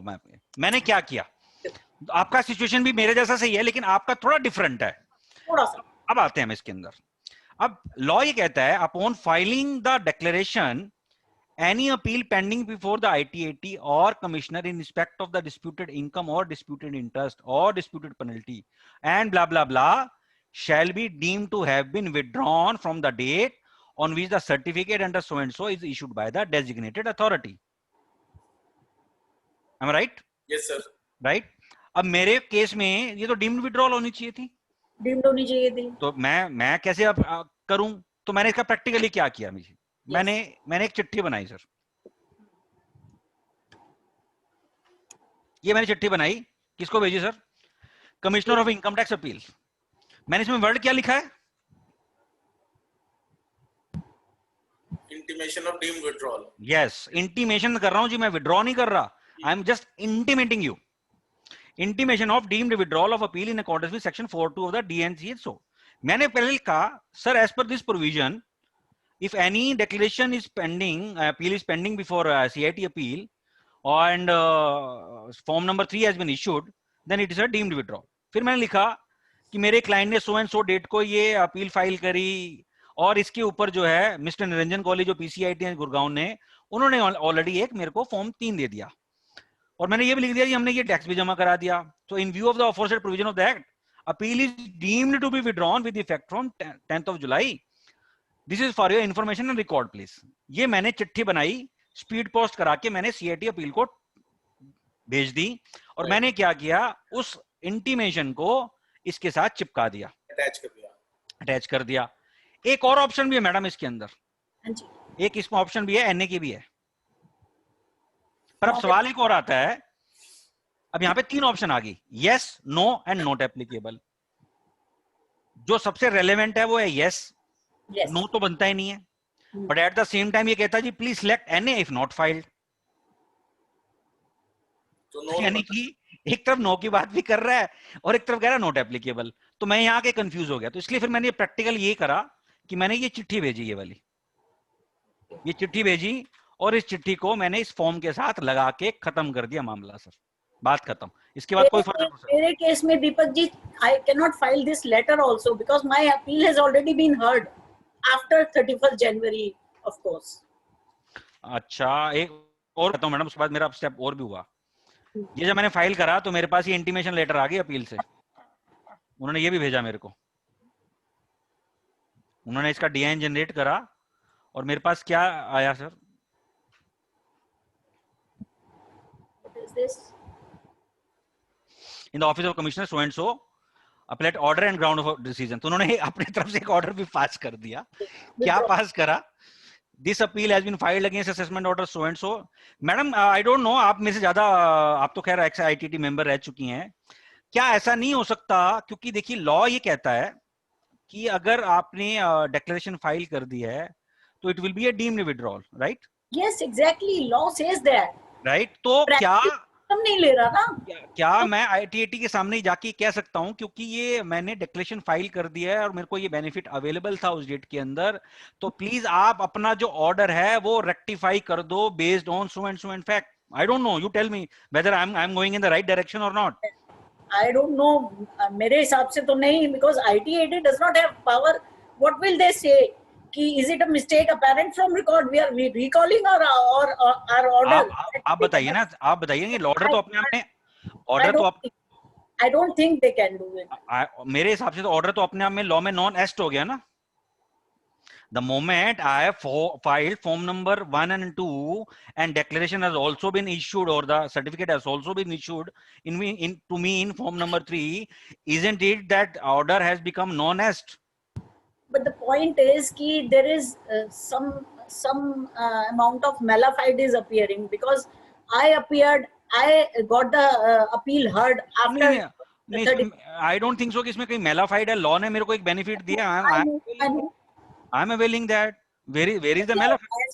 As per law तो मेरी ओपिनियन बहुत क्लियर है, मैंने बहुत लोगों को दे दी है, दे रखी है ये ओपिनियन। मैडम आप, अगर आपको याद हो, जब मैंने ये प्रेजेंटेशन स्टार्ट करी थी, सबसे पहले मैंने एक पॉइंट आपको कहा था कि आपका सीआईटी में आप एडजुकेट करा लो, अगर आपके फेवर में आ गया वेल एंड गुड है, नहीं फेवर में आया then you can always file this VVSS. Exactly, that is what all professionals are actually opinionating. तो where is the malafide? Law है मेरा, ठीक है, लेकिन मेरे करता है ना, सिस्टम प्रॉब्लम करता है। नहीं देखिए, वो देखिए सिस्टम का इशू है, वो सिस्टम का इशू हम किसी और ढंग से रिजॉल्व भी कर सकते हैं। तो फाइंड आउट सम सॉल्यूशन। तो मेरे केस में फिर आप एक काम ये भी कर सकते हो। मैं सजेस्ट कर रहा हूं, जैसे आपने स्पीड पोस्ट भेजा था, ऐसी आईटीएटी को अगर मैडम स्पीड पोस्ट भेज दें। मैडम मना कर रही हैं। नहीं, स्पीड पोस्ट भेज दें कि in view of the law letter लगा दें। यस, मैडम अगर आपने देखा हो तो मैंने कहीं भी ये नहीं लिखा कि मैं विड्रॉ कर रहा हूं। That has to be considered as deemed withdrawn. Yes. हाँ, क्योंकि I am just intimating the law. I am just intimating the law कि लॉ मेरे को ये कहता है, मैं आपको इंटीमेट कर रहा हूँ बस कि हाँ भी मैंने कर दिया। ये और देखेंगे despite anything. Even if just an intimation, ITAT need not do anything on it. Yes. Again, any point of bona fide, malafide, nothing. Yes. और आप देखो भी मैंने अल्टीमेटली क्या लिखा है। मैंने क्या लिखा? Yes, now I understand. It is only for information. That can be a solution. अच्छा मैं बताता हूँ, इससे पहले मेरे दिमाग में क्या आया था आपको बताऊं। हो सकता है डिस्पाइट एडजुडिकेशन भी साथ में ऐड करते हैं इसमें। और सतीश जी, ये चिट्ठी भरने में, ये चिट्ठी फाइल करने में मेरे को तकरीबन जो है 1 महीना लग गया था कि मैं इस पे क्या एक्शन लूं। जैसे मैडम फिक्स के अंदर हैं, मैं भी फिक्स में था, मैं इस चक्कर में कि यार ये मैं किसको इस फॉर्म को 4 को फाइल कैसे करूं। अगर आप देखो, yes, exactly that. In fact form 4, हाँ, तो इनफैक्ट क्लाइंट ने तो जिस दिन मैंने उसको बोला कि ये मेरे को स्कीम में जाना है, आप बिलीव नहीं करेंगे मैडम, मेरे पास पैसा उसी दिन आ गया था कि ये पैसा पकड़ो, आप क्लोज करा दो इसको। मेरे पास था कि मैं उसको 5 महीने तक पैसे को भी रख सकता था, ब्याज खा लेता कम से कम मैं उसका जो है। पर मैंने कहा पैसा आ गया भैया, जमा कराओ क्लाइंट का, मुझे क्या करना है। But again because of this particular reason मैं इसको क्या करूं, it took me 1 month actually to deposit that amount. एक तरीका मेरे पास ये था कि मैं एक सिंपली एक चिट्ठी बनाता पीडीएफ के अंदर कि भैया लॉ कहता है कि it's a deemed withdrawal, so I am not supposed to file any kind of intimation with the ITAT or CIT appeal. So only for the because of the system. Asking for this system. You have to take some action. Yes, मैं इसमें लिख सकता हूँ system की inability है कि वो आगे नहीं बढ़ने दे रहा, सिस्टम फॉल्टी है या सिस्टम का जो है ये डिजाइन जो है फॉल्टी है, व्हाटएवर इट में भी, तो इसलिए मुझे अलग से फाइल करने की जरूरत है। हाँ, बिकॉज ऑफ सिस्टम रिक्वायरमेंट। तो वो एक पेट भरने के लिए मुझे चाहिए, तो मैंने पेट भरने के लिए फिर मैंने कहा जब कर ही रहा हूं तो क्यों ना मैं एक सीआईटी को एक चिट्ठी फाइल कर देता हूं, तो थोड़ा सा वो जेन्युइन भी लगेगा देखने में जो है। तो इसलिए मैंने वो एक इंटीमेशन बनाई यहाँ से। और आप देखेंगे मैंने वेट नहीं करी। मेंबर्स के मैसेज आने शुरू हो गए सर, वो चिट्ठी पकी पकाई खीर में भी दे दो। अरे सर सारी खीर आप ही की है सर। भंडारा, यहाँ भंडारा लगा हुआ है, भंडारा लगा हुआ, बस आप जो है डोनेशन की पर्ची कटवाते रहना बैठ के। ठीक है सर। मेरे से किसी ने पूछा भी था सर इसकी फीस क्या लेनी चाहिए, ये भी एक सवाल आया था मेरे पास। तो मैंने कहा जी मिनिमम 11,000 तो मिनिमम होनी चाहिए, बेसिक से बेसिक भी। कहता जी सीआईटी अपील भी मैंने करा, सब कुछ मैंने करा। मैंने कहा भाई अगर सीआईटी अपील आपने करा तो उसकी अपील की आप जो फीस मिलनी थी वो भी तो आपका लॉस हुआ, वो भी तो आपका लॉस है, तो आप पूरा कंसीडर करके चलो कि आपकी कितनी फीस है। तो मेरे हिसाब से मैंने कहा जी मैं तो मिनिमम 11,000 लूंगा। बाकी देखो माथा देख के टीका निकलता है, आप 5,000 में करो, आप 50,000 में भी करो, चाहे आप 1 लाख रुपए में करो, दुनिया में सब बैठे हैं हर तरह की फीस लेने वाले, राइट। सब टू अल्टीमेटली, बट एक स्टैंडर्ड आपको रखना चाहिए मेरे हिसाब से कि आपको मैं तो एटलीस्ट इतना स्टैंडर्ड मैंने रखा कि इतनी फीस तो मैं लूंगा। अगेन फीस अपने आप में जो है बहुत बड़ा कंटेंशियस इशू है जी। ठीक है जी, आई बिलीव मेरा प्रेजेंटेशन इसके साथ जो है समाप्त हो गया है। इससे पहले मेरे क्वेश्चन हैं कुछ ऐसे, वहां पर फॉर्म में जो कॉलम्स हैं जिसकी वजह से अटकते हैं लोग कि भी क्या चीज यहाँ पर क्या भरें। आपने तो एक पर्टिकुलर केस से लेकर, यहाँ पे 1-2 मैसेजेस भी आए हुए हैं शायद मेरे पास। अजीत सिंह जी ने बोला कि जी schedule A is not required in that case. I don't know किस पर्टिकुलर केस की बात कर रहे हैं। वो जो लॉस वाली बात कर रहे थे ना, जो लॉस का केस था। हाँ तो उस केस में तो फिर शेड्यूल डी आएगा ना सर। शेड्यूल ए अगर आप देखेंगे शुरू में जब आप क्वेश्चन सिलेक्ट करेंगे तो ऑटोमेटिकली वहां पे भी लिखा हुआ है या तो आप शेड्यूल ए भरें या शेड्यूल डी भरें। तो जब है ही नहीं तो मैं शेड्यूल ए क्यों भरूंगा, सिस्टम अलाउ ही नहीं करेगा जी आपको भरना जो है। और सिकंदर जी ने भी भरा, if you are eligible for refund, refund will be automatically issued. Sir मेरा एक्सपीरियंस तो ये है कि ऑटोमेटिकली रिफंड नहीं आते हैं, बट अगर आप कह रहे हैं तो मान लेते हैं जी। सर रिफंड सीपी ग्राम में जाने के बाद भी मेरे अपने पर्टिकुलर मेरी फर्म सर यहाँ सीपी ग्राम कहीं इन्वॉल्व नहीं है सर। नहीं यहाँ नहीं है, मैं वैसे बता रहा हूँ, रिफंड की बात कर रहा हूँ। उसमें भी जाने के बाद अभी मेरे को 3 दिन पहले एक ऑर्डर आया है, उन्होंने पहले आया था कंप्यूटेशन बना दी, उसमें जो अपना क्रेडिट अलाउ कर दिया टीडीएस का, लेकिन जो ऑर्डर दिया उसमें क्रेडिट अलाउ नहीं किया। दोबारा डाला तो दोबारा वो क्रेडिट अलाउ कर दिया, रिफंड बना दिया और नीचे लिख दिया जी रिफंड ऑलरेडी इशूड। सर यहाँ पे सौरभ जैन जी का बड़ा इंटरेस्टिंग क्वेश्चन आया हुआ है। I have a question regarding TDS credit not allowed by the AO, how to deal with in VSB form. So मुझे नहीं लगता कि वो जो सब्जेक्ट मैटर है वो वीएसबी फॉर्म का सब्जेक्ट मैटर है। अगर आपको टीडीएस अलाउ नहीं करा है तो आई बिलीव वो आपको अलग से प्रोसीडिंग जो है आपको फॉलो करनी पड़ेगी। हाँ पर चैलेंज ये आ सकता है जी मेरा तो ऑलरेडी टैक्स डिपॉजिटेड है तो उसको मैं कैसे लूं, बट उसका प्रैक्टिकल सर यही इश्यू है कि इस वक्त आप वो क्रेडिट नहीं ले सकते, और आपके केस में तो उसने ऑलरेडी अलाउ नहीं किया। मेरा मानना ये है कि आपको वो अलग से जो है डील करना पड़ेगा एज ए नॉर्मल प्रोसीडिंग। जैसे आप नॉर्मल रिफंड लेते हैं वैसे ही आपको करवाना पड़ेगा 154 के अंदर। सर मैं इसमें थोड़ा सा हेल्प कर सकता हूँ, 1 मिनट का समय लूंगा। जी जी। कुछ केसेस में टीडीएस क्रेडिट अलाउ नहीं किए थे मेरे अपने फर्म में, जैसे कुछ बैंक्स ने नहीं किए थे, कॉन्करेंट ऑडिट की, उसका टीडीएस क्रेडिट दिया ही नहीं उन्होंने। क्रेडिट अलाउ की बात नहीं, 26A में अपीयर ही नहीं हो रहा। सीपी ग्राम में डाला, टीडीएस सेक्शन के पास गया, टीडीएस ऑफिसर ने बैंक को फोन किया, बैंक ने हमें फोन किया और अल्टीमेटली हमें पेमेंट मिल गई। Very good. तो ये एक अल्टरनेट सॉल्यूशन हो सकता है। ये मैं बता रहा हूँ वो केस जहाँ पे 26A में अपीयर ही नहीं हो रहा। 5-6 ऐसे केस थे उसमें से मेरे को पैसे आ गए। अजय बहेती जी का मैसेज आया हुआ है। हाँ जी। कि और इनफैक्ट ये अगर ये वही अजय बहेती जी हैं जो मेरे सर्कल के अंदर हैं, क्योंकि इन्होंने एक्चुअली अजय प्रसाद बहेती जी लिखा हुआ, मेरे पास अजय बहेती जी के नाम से रहता है। तो इन्होंने कहा कि इन्होंने काफी सारे फॉर्म फाइल कर रखे हैं लेकिन अभी तक आंसर नहीं आया। सर मेरे केस में भी है, दिल्ली के पर्टिकुलरली मेरे पास अभी तक किसी का भी जो है फॉर्म 3 इशू नहीं हुआ है, गुड़गांव के हो गए हैं सर। तो आई बिलीव जो कॉज कुछ नहीं है, वो यही है कोविड के चक्कर में जो है एओ नहीं काम कर रहे हैं, और एओ नहीं कर रहे हैं तो ज्यादा ही है। तो आप एओ से मिल लीजिए, उसको बोल दीजिए और आप ही अपना काम करवा लीजिए जो है। दिल्ली के अभी नहीं आए हैं एज पर माय इन्फॉर्मेशन, बाहर आए हैं, चंडीगढ़ के आए हैं काफी सारे। मैंने बताया ना मैडम कि मेरा भी दिल्ली के कोई नहीं आया है, मेरे गुड़गांव के आ गए मेरे जो है। गुड़गांव का आ गया सर, गुड़गांव तो अगले दिन ही आ गया, अगले दिन फोन आ गया मेरे पास। फाइल करते 24 घंटे के अंदर फोन आ गया जी ये हमें आपका है, आप हमें डिटेल मेल कर दीजिए। मैंने डिटेल मेल करा तो आई थिंक 24 घंटे या 2 दिन के अंदर अंदर शायद जो है आ गया था मेरे पास जो है। एक सर अजीत सिंह जी ने लिखा है, please ask sir to give one example for loss return also, how to file. which there is a loss of, ये सचिन सिंगल जी का ही आया हुआ है शायद sir, if there is a loss of 30 lakh, 1 2 3 4 5 6 sir वैसा ही है, out of which कितना है ये 25 lakh is disallowed but not loss is set off in future years, then if we क्या मतलब सर अगेन ये वीवीएस स्कीम के ऊपर ही है, मुझे एक बार वीवीएस स्कीम में पढ़ना पड़ेगा लॉस के ऊपर क्या लिखा हुआ exactly. If there is a loss of let's say मैं कहता हूं जी 3 करोड़ का है, if there is a loss of 3 crore out of which 2.5 crore is disallowed, यानी कि अल्टीमेटली 50 मोटे तौर पे एडिशन कर दी ना जी उसने 2.5 करोड़ रुपए की, यस, बट 143.3 में, but no loss is set off in future years.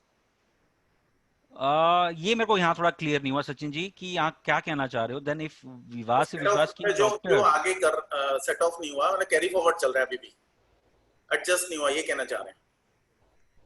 Then if whether any tax is to be paid on, अच्छा Can I add something? There are 2 options in the scheme. Either you can opt for paying the taxes on this 2.5 crores, or you can opt to adjust it in the next years. हाँ तो इस case में madam आ रहा होगा। हाँ तो madam बिल्कुल सही कह रही हैं। तो उस केस में अगर आप आगे सालों में वो लॉस कैरी फॉरवर्ड करना चाहते हैं और ऑप्ट करना चाहते हैं, तब आपको ऑप्शन तब तो आपको पूरा टैक्स पे कर देना आपको इसके अंदर, राइट। अगर आप वो ऑप्ट नहीं करना चाहते और केवल आप वो लॉस आप कहते हो जी ठीक है जी वो लॉस गया, आई एक्सेप्ट कि वो लॉस गया चला, तो फिर आपको वो अलग से फॉर्म भरना है उसी हिसाब से जो है। Am I right, ma'am? यही है ना? होगा कुछ practical difficulty, I don't know if there is any. Let me see. होगा definitely कोई option. हाँ बिल्कुल है वो मैं देख रहा हूँ 1PCRA, ये दोबारा से देखता हूँ फॉर्म खोल के मैं।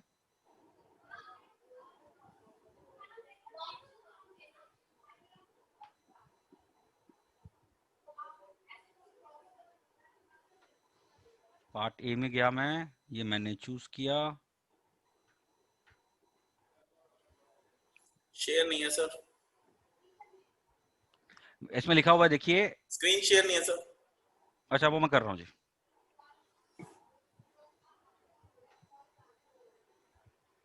अरे कहाँ गई ऑप्शन, ये रही,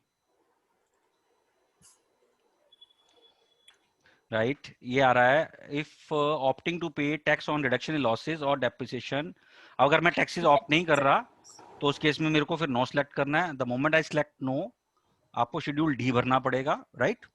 ये रहा brought forward as claimed by SSC, let say आईनी का लेते हैं जैसे सर का, डिस्प्यूटेड इनकम आपकी कितनी होगी सर, लेकिन ये बात कर रहा है ब्रॉट फॉरवर्ड का, राइट। और सिंगल जी का जो क्वेश्चन था आई थिंक ब्रॉट फॉरवर्ड का नहीं था, वो तो उसी साल के लॉस का है।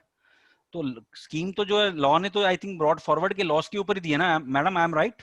यस एग्जैक्टली, इस साल का अगर लॉस है तो आपको टैक्स देना पड़ेगा। यस वो तो केवल ब्रॉट फॉरवर्ड के लॉस के ऊपर है कि ब्रॉट फॉरवर्ड का लॉस था वो आपने डिस्क्लाउ कर दिया, केवल उसके ऊपर है स्कीम, दूसरा तो स्कीम है ही नहीं इसके अंदर।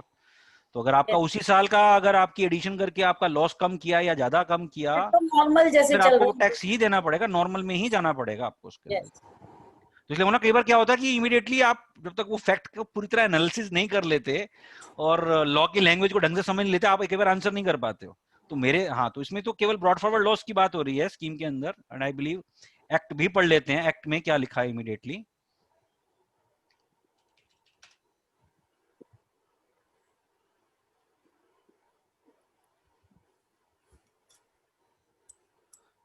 आई थिंक कोई और हम उसको इंटरप्रिटेशन करें। Provided that in case where the dispute is in relation to an assessment relates to reduction in tax credit under section 115J or JD of the income tax or any loss or depreciation computed thereunder, और ये भी बात किसकी कर रहा है, सिर्फ इन्हीं 2 सेक्शंस की बात कर रहा है। The appellant shall have the option either to include the amount of tax related to such tax credit or loss in the amount of dispute tax or to carry forward reduced tax credit or loss or depreciation in such manner in the case में भी। I think ये जो बात कर रहा है ये भी सिर्फ 115JAA और 115D की ही बात कर रहा है। I think again ये भी बड़ा स्पेसिफिक है। और मैं देखूं लॉस कहाँ वर्ड आ रहा हुआ है, लेट मी सी। तो मुझे लगता है कि लॉस भी सारा का सारा सभी केसेस में लॉस अलाउड है। 1 ये देखते हैं जी, देखिए यहाँ देखते हैं डिस्प्यूटेड टैक्स की बात जब हम करें, डिस्प्यूटेड टैक्स क्या है, राइट? ये हो गया, ये हो गया, ये भी हो गया।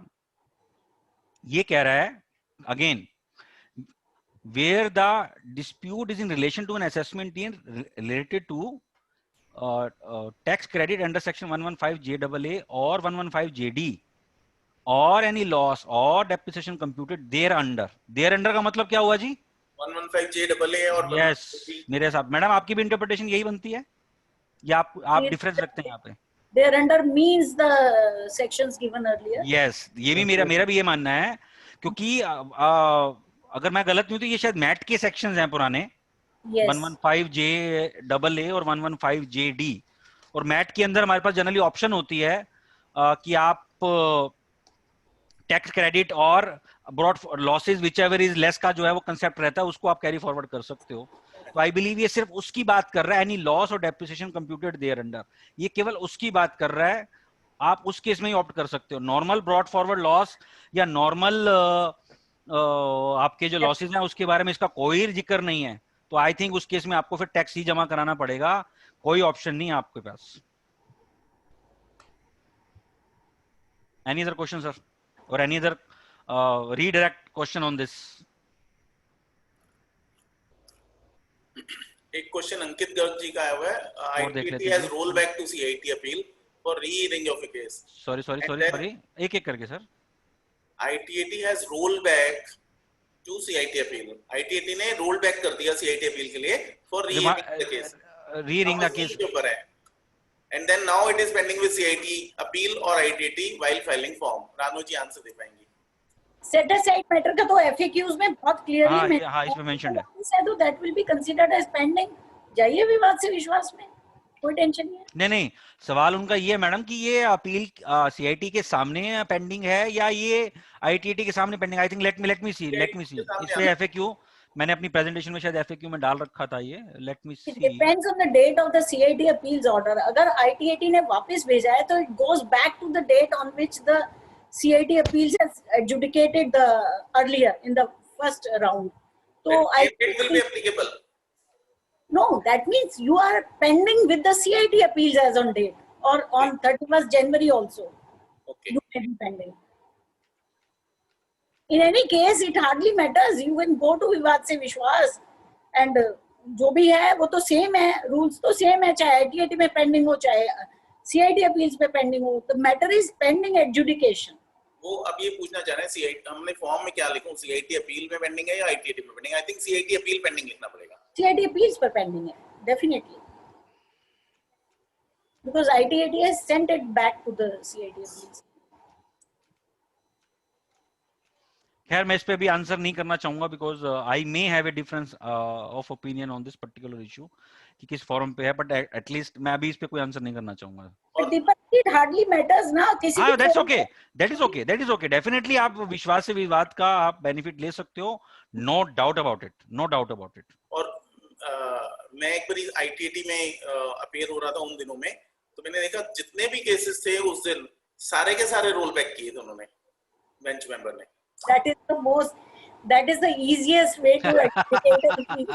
तो वो डायरेक्शन की तरह आपको कोई नोटिस नहीं आएगा, आपको इस डेट पे जाके अपीयर होना है। मैडम को तो एक्सपीरियंस है, मैडम तो क्लोजली सब देख चुके हैं, तो आई थिंक और साथ में मतलब एक बार नहीं रिपीट कर करके बता रहे थे कि आपको नोटिस नहीं आएगा, यू हैव टू गो, पर वो कोविड हो गया तो अब कुछ भी नहीं हुआ फिलहाल। तो मेरे केस में भी रोल बैक हुआ था, मेरे को भी उन्होंने डायरेक्शन दी थी। राइट और कोई क्वेश्चन है सर? एक सौरभ जैन ने लिखा है, how to deal with two way addition, one which causes addition to income and other which causes reduction of loss. Can it be? Two way addition जिसमें से एक ने एडिशन ऑफ इनकम की और एक ने लॉस रिड्यूस किया। नहीं तो यहाँ पे इसका मतलब दो इंडिपेंडेंट केसेस हो गए ना, डबल इनकम हो गया। Can it be? नहीं मेरा मतलब ये है एक ही केस में वो दो बता रहे हैं। दो हाँ, एक ही केस में दो कैसे हो सकते, या तो आप अलाउ करिए उनको बोलने के लिए प्लीज। एक मिनट, अल्टीमेटली तो असेस्ड इनकम ही आई होगी ना। एग्जैक्टली हाँ, ये हो सकता है भाई, देखिए अल्टीमेटली तो एडिशन ही करेगा।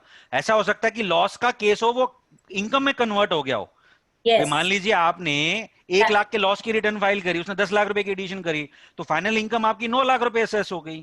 तो ये हो सकता है। आप ये कहो कि नहीं जी एक तरफ एडिशन कर रहा है एक तरफ लॉसेज है, या तो लॉसेज ब्रॉड फॉरवर्ड का को होगा। ब्रॉड फॉरवर्ड का भी जो सिचुएशन है वो इनकम जब आ जाएगी उसके बाद सेट ऑफ करेगा एंड ऑल दोस थिंग्स। तो let's hear him. Saurabh ji, you can hi you can speak, yeah please. जी सौरभ जी। सौरभ जी बोलिए प्लीज, अनम्यूट करें पहले अपने आप को, and you can come with video also. Saurabh ji नहीं कोई बात नहीं, बिना वीडियो के भी आ जाएंगे सर, कोई दिक्कत नहीं है। Just ask him to be unmuted. Please unmute Saurabh ji. या हो गया ना अनम्यूट? जी बिल्कुल हो गया जी। आप सौरभ जान 42। Hi everyone. सर मेरा क्वेश्चन ये है, मेरी 2 एडिशंस हैं।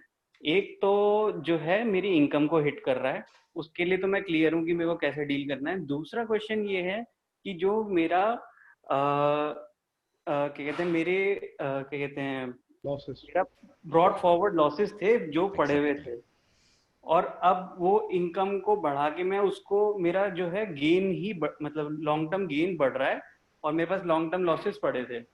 तो जैसे अभी हम डिस्कस कर रहे थे कि क्या लॉसेस मैं फिर वो कर नहीं पाऊंगा और मेरे को पे करना पड़ जाएगा। ब्रॉड फॉरवर्ड लॉसेस थे सौरभ जी?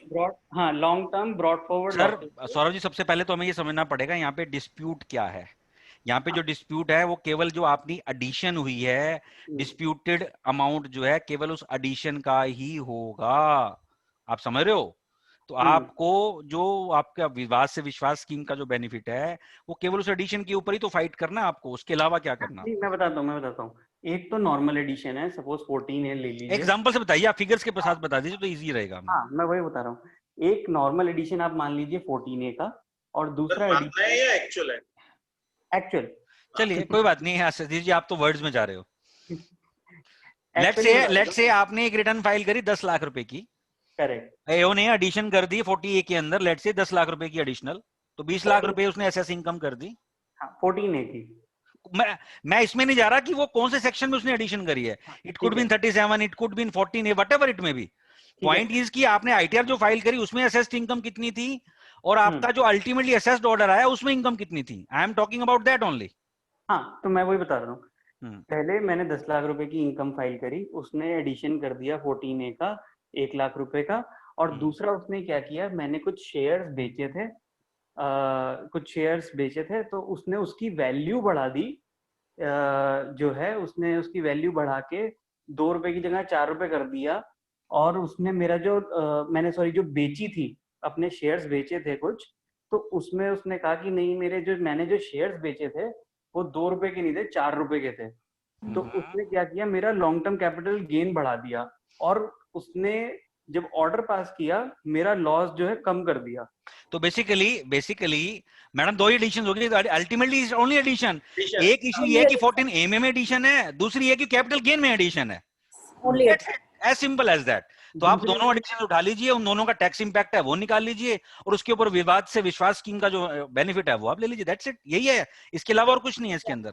नहीं तो दूसरे वाले पे भी मेरे को टैक्स पे करना पड़ जाएगा? क्यों नहीं पड़ेगा, बिल्कुल करना पड़ेगा, बिल्कुल करना पड़ेगा। बेसिकली उनका क्वेश्चन है कि मेरा उनका कैपिटल लॉस पेंडिंग था, मैं समझ गया, लॉस से एडजस्ट होगा या नहीं होगा, तो इसलिए मैं बोल रहा हूँ पहले आपको आइटम बाय आइटम बना के आपको फिगर आउट ये करना पड़ेगा कि एडिशंस कितनी है आपकी। राइट, समझ रहे हैं आप? यस, वो आप नाम कुछ बट जो ऑर्डर पास किया था एओ ने, उसमें भी उसने एडजस्ट करके ही मेरा लॉस को जो रिड्यूस करके करेगा ही, वो तो करना ही पड़ेगा। इनफैक्ट सौरभ जी मैं आपको बताता हूँ, मेरी अभी एक अपील चल रही है सीआईटी के सामने, वो है कैपिटल गेन की। मेरे केस में क्या हुआ था, मेरे डीड ऑफ मेरा पार्टनरशिप पार्टीशन हुआ था 2 भाइयों के बीच में। तो जब पार्टीशन हुआ तो उन्होंने डीड को रजिस्टर कराया तो स्टैम्प ड्यूटी पे करी, रजिस्ट्रेशन चार्जेस पे करे, राइट।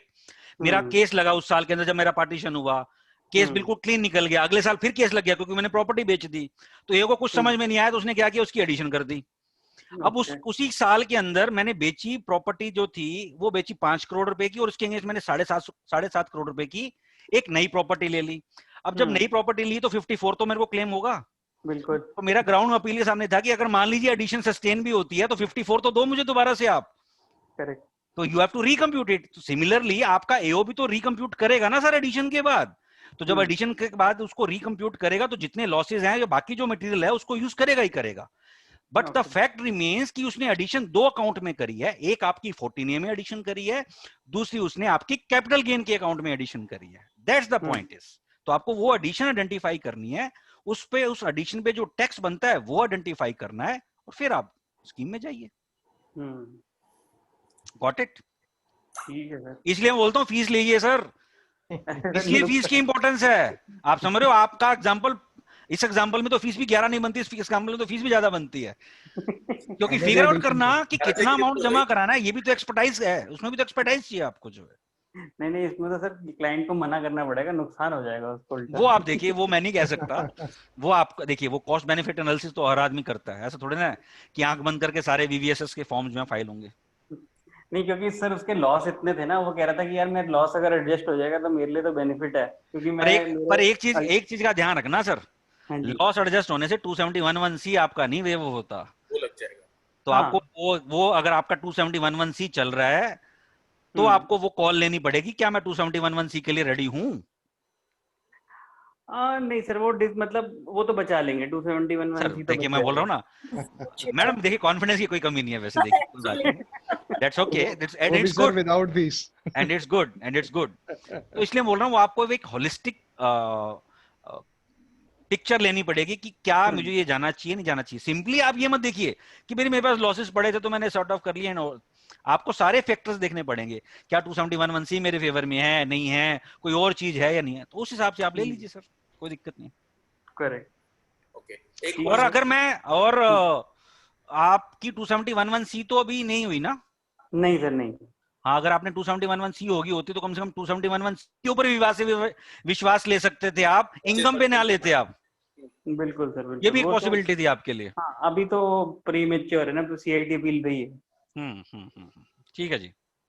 एक क्वेश्चन दो यू आंसर्ड, इसमें दो क्वेश्चन पूछे संजय जी ने। It is required to deposit tax at the time of filing of form और it is required to deposit the tax after receipt of form? दोनों ऑप्शंस हैं। जैसे मेरे अपने ऑप्शन के अंदर मैंने बकायदा जब फॉर्म 3 आया है उसके बाद ही जमा कराया है। मेरा सजेशन भी यही है कि आप फॉर्म 3 आने के बाद ही टैक्स को जमा कराएं। Within 15 days? नहीं, उसके बाद तो फिर आपके पास टाइम है सर, 31 दिसंबर से पहले कभी भी करा सकते हो। जिनके आ गए हैं, जिनके आ गए हैं, आने के बाद भी ऐसा नहीं कि 15 दिन में कराना है आपको, आने के बाद भी 31 दिसंबर तक का टाइम है, आप कभी भी करा सकते हो। अगर मैं कराऊंगा नहीं तो ये जो 31 दिसंबर के बाद 25% का एडिशनल मेरे को एडिशनल टैक्स बर्डन है, फिर वो कैसे आएगा? लक्ष्मी नारायण बंसल जी ने क्वेश्चन पूछा है, after successfully filing the application whether the approval is automatic or to be pursued with AO? No, वैसे देखिए मेरे अपने केस में ऑटोमेटिक है, इन दैट सेंस कि एओ ऑब्वियसली आप जो उसमें डिक्लेरेशन दे रहे हो सारे फैक्ट्स तो चेक करेगा ना कि फैक्ट्स तो आपने गलत नहीं भर दिए, फॉर्म तो आपने गलत नहीं भर दिया। तो अगर मान लीजिए गलत भर दिया तो एओ जो है वापस आपके पास फॉर्म भेज सकता है कि फॉर्म गलत है, otherwise he has to accept that form. And any chance of rejection? Deemed withdrawal कुछ नहीं, डीम्ड अप्रूवल नहीं है सर। सर रेयर केस में होगा रिजेक्शन जो है। ओके, वो जो सबका विश्वास में रिजेक्शन बहुत सारे किए थे, लेकिन सर देखिए मैं सबके विश्वास के साथ मैं इसको कंपेयर नहीं कर सकता, बोथ आर डिफरेंट डिपार्टमेंट्स। नहीं, आपने कहा ना रेयर, आई अंडरस्टैंड दैट, उसमें भी यही था कि रेयर केस में क्योंकि गवर्नमेंट तो पैसा कलेक्ट करने में लगी है। हाँ, पर काफी हुए रिजेक्ट वहां पे, आई कैन बहुत सारे हुए थे। पर जो मेरे हिसाब से जो सर रिजेक्ट हुए हैं ना, उसमें रिजेक्शन के रीजंस डिफरेंट ही रहे हैं हमेशा। उनमें हमेशा रिजेक्शन ये रहता है, उनका मानना ये था कि आपकी केसेस डिस्प्यूटेड नहीं है। आप डिस्प्यूट तो बता रहे हो, डिस्प्यूटेड नहीं है, आप समझ रहे हो बात? जनरली या कुछ था ऐसे तो, या इसलिए वो डिपार्टमेंट, इसलिए लोगों ने रिट फाइल करेगी। इनफैक्ट हमारे अपने क्लाइंट की जो है आज भी हाई कोर्ट में रिट है 1.5-2 करोड़ रुपए के टैक्स की। तो उन्होंने कहा जब आप वहां बेनिफिट दे रहे हो तो आप मुझे यहाँ क्यों नहीं बेनिफिट दे रहे हो? तो इशू इस तरह के जनरली रिजेक्ट हुए हैं वहां पे जो है। एक क्वेश्चन और अजय जी ने पूछा, अजय भेती जी ने, if there is an announcement notice given by CIT appeal before 31st March 20, reply submitted but not disposed of, what shall be the status? Is there a tax implication? मेरे हिसाब से जो इनहांसमेंट नोटिस है वो cut off date का था, वो मुझे एक बार फिर लॉ में एक बार लॉ से पहले। हाँ जी, It was if it was 31st before 31st January. हाँ तो मैं कट ऑफ था, कट ऑफ से पहले जो है उसका इनहांसमेंट का नोटिस होना जरूरी है। पोस्ट कट ऑफ एक्शंस क्या है उसकी कोई रेलेवेंस नहीं है जो है। जैसे मैडम का केस ही ले लीजिए, पोस्ट कट ऑफ के बाद अपील भी जबकि डिसाइड हो गई है, मेरा तो पोस्ट जबकि कट ऑफ डेट से पहले मैं एलिजिबल था। एक्चुअली दीपक जी शुरू में तो I was taking this risk, I was advising everyone की करा के देख लेते हैं, हो जाएगा तो ठीक है। अब मैं घबरा गई, मैंने कहा यार ऐसा ना हो कि ये सिस्टम लेना और फिर असेसी हमारे गले पड़ जाए कि मैडम आपने तो सजेस्ट किया था। I can understand. तो यू नो हम तो वकील हैं, हमारा काम तो लड़ना है, तो वी आर ऑलवेज रेडी, तलवार लेके कि चलो लड़ लेते हैं, बट ऐसा ना हो ना कि असेसी का नुकसान हो। नहीं सर देखिए मैडम, हम गलत इशू के ऊपर भी तो तलवार नहीं खड़ी कर सकते ना, क्योंकि अल्टीमेटली पता लगा कि हमारे पास कोई इवेंट ही नहीं बचा जहां मैं तलवार निकाल सकूं। वो तलवार थी ना, एक्ट तो था, act is too clear, no ambiguity at all. आप भी मान रहे हैं, मैं भी मान रही हूँ, सब मान रहे हैं इस बात को, लेकिन वो सिस्टम गड़बड़ कर रहा है। अब या तो कहीं हायर अथॉरिटी में सीबीडीटी वीबीटीटी में कुछ कहा जाए कि भाई इसकी क्लैरिफिकेशन निकाल जाए, तो आई वाज लुकिंग फॉर कि हम लोग आपस में कोई निकाल लेते हैं सॉल्यूशन, तो दैट वुड बी बेटर। अब बेसिकली होना ये चाहिए था कि जैसे मेरा केस सीआईटी अपील आईटीएटी का है, सिस्टम को ये पूछना ही नहीं चाहिए मेरे से, चाहिए था पूछना ही नहीं चाहिए। हाँ क्यों जबरदस्ती डाल रखा है, आई डोंट नो। इनफैक्ट ये तो रिप्रेजेंटेशन जानी जरूरी है। और मैडम देखिए कोई भरोसा नहीं है, देखिए अभी सब क्या ठंडे बैठे हैं, अभी तक तो सारी जो गतिविधियां हैं वो सारी जो है लास्ट मोमेंट पे ही होंगी। तो तब देख अभी 2 एफएक्यूज आ चुके हैं, कोई भरोसा नहीं अभी एफएक्यूज और भी आए, क्योंकि जितनी बार एफएक्यूज आते हैं एक एफएक्यू की और रिक्वायरमेंट बन जाती है। इश्यूज कम। मेरा ये भी मानना है कि विवाद से विश्वास में गवर्नमेंट इज टू लीनियंट। ऐसी कोई बहुत ज्यादा इन्होंने वो नहीं रखने वाली, बहुत ज्यादा बहुत स्ट्रिक्ट वो नहीं रखने वाले कि नहीं आपको तो जनवरी तक की फंडिंग होना चाहिए था। देखो इसमें बहुत सारे आर्ग्यूमेंट्स हैं, मेरी हो गई जनवरी के बाद हर्ड हो गई, I can go to high court ना। अगर मैं हाई कोर्ट जाने का मन बना रही हूँ तो आप तो लिटिगेशन रिड्यूस करना चाह ही रहे हो ना, तो allow me to do that. And एक और बड़ा इंटरेस्टिंग केस बताती हूँ, प्रैक्टिकली मेरे ऑफिस का ही केस है, एग्जैक्टली सिमिलर पैटर्न पे, बट उसमें क्या हुआ जनवरी के बाद जब वो हर्ड हुआ, that was heard ex I was not there, हमें नोटिस ही नहीं मिला। तो यहाँ तो फिर असेसी बेचारा बेमौत ही मर गया, उसको कराना ही नहीं था, ही वाज ऑलरेडी प्रिपेयर्ड कि मुझे विवाद से विश्वास में जाना है। हम चाहे उसको रिकॉल करवाने की कोशिश भी कर लें, अगर दिसंबर तक वो रिकॉल नहीं हुआ तो असेसी तो मर गया। Right, so it could not be the intention of the government. Right. ठीक है, आई थिंक 5 बज गए हैं। I think it's time to wrap up, otherwise questions का सिलसिला तो रात के अगले 5 बजे तक भी चला सकते हैं हम। Yes, so thank you Deepak ji and Rano ji, it was indeed being honored having you on this platform, and thank you all the participants for attending. It was really a beautiful, wonderful deliberation by Deepak ji and Rano ji, of course. Thank you very much, and please join us tomorrow for faceless assessment. Timing is 5 PM. Thank you ji. Thank you. Thank you, sir.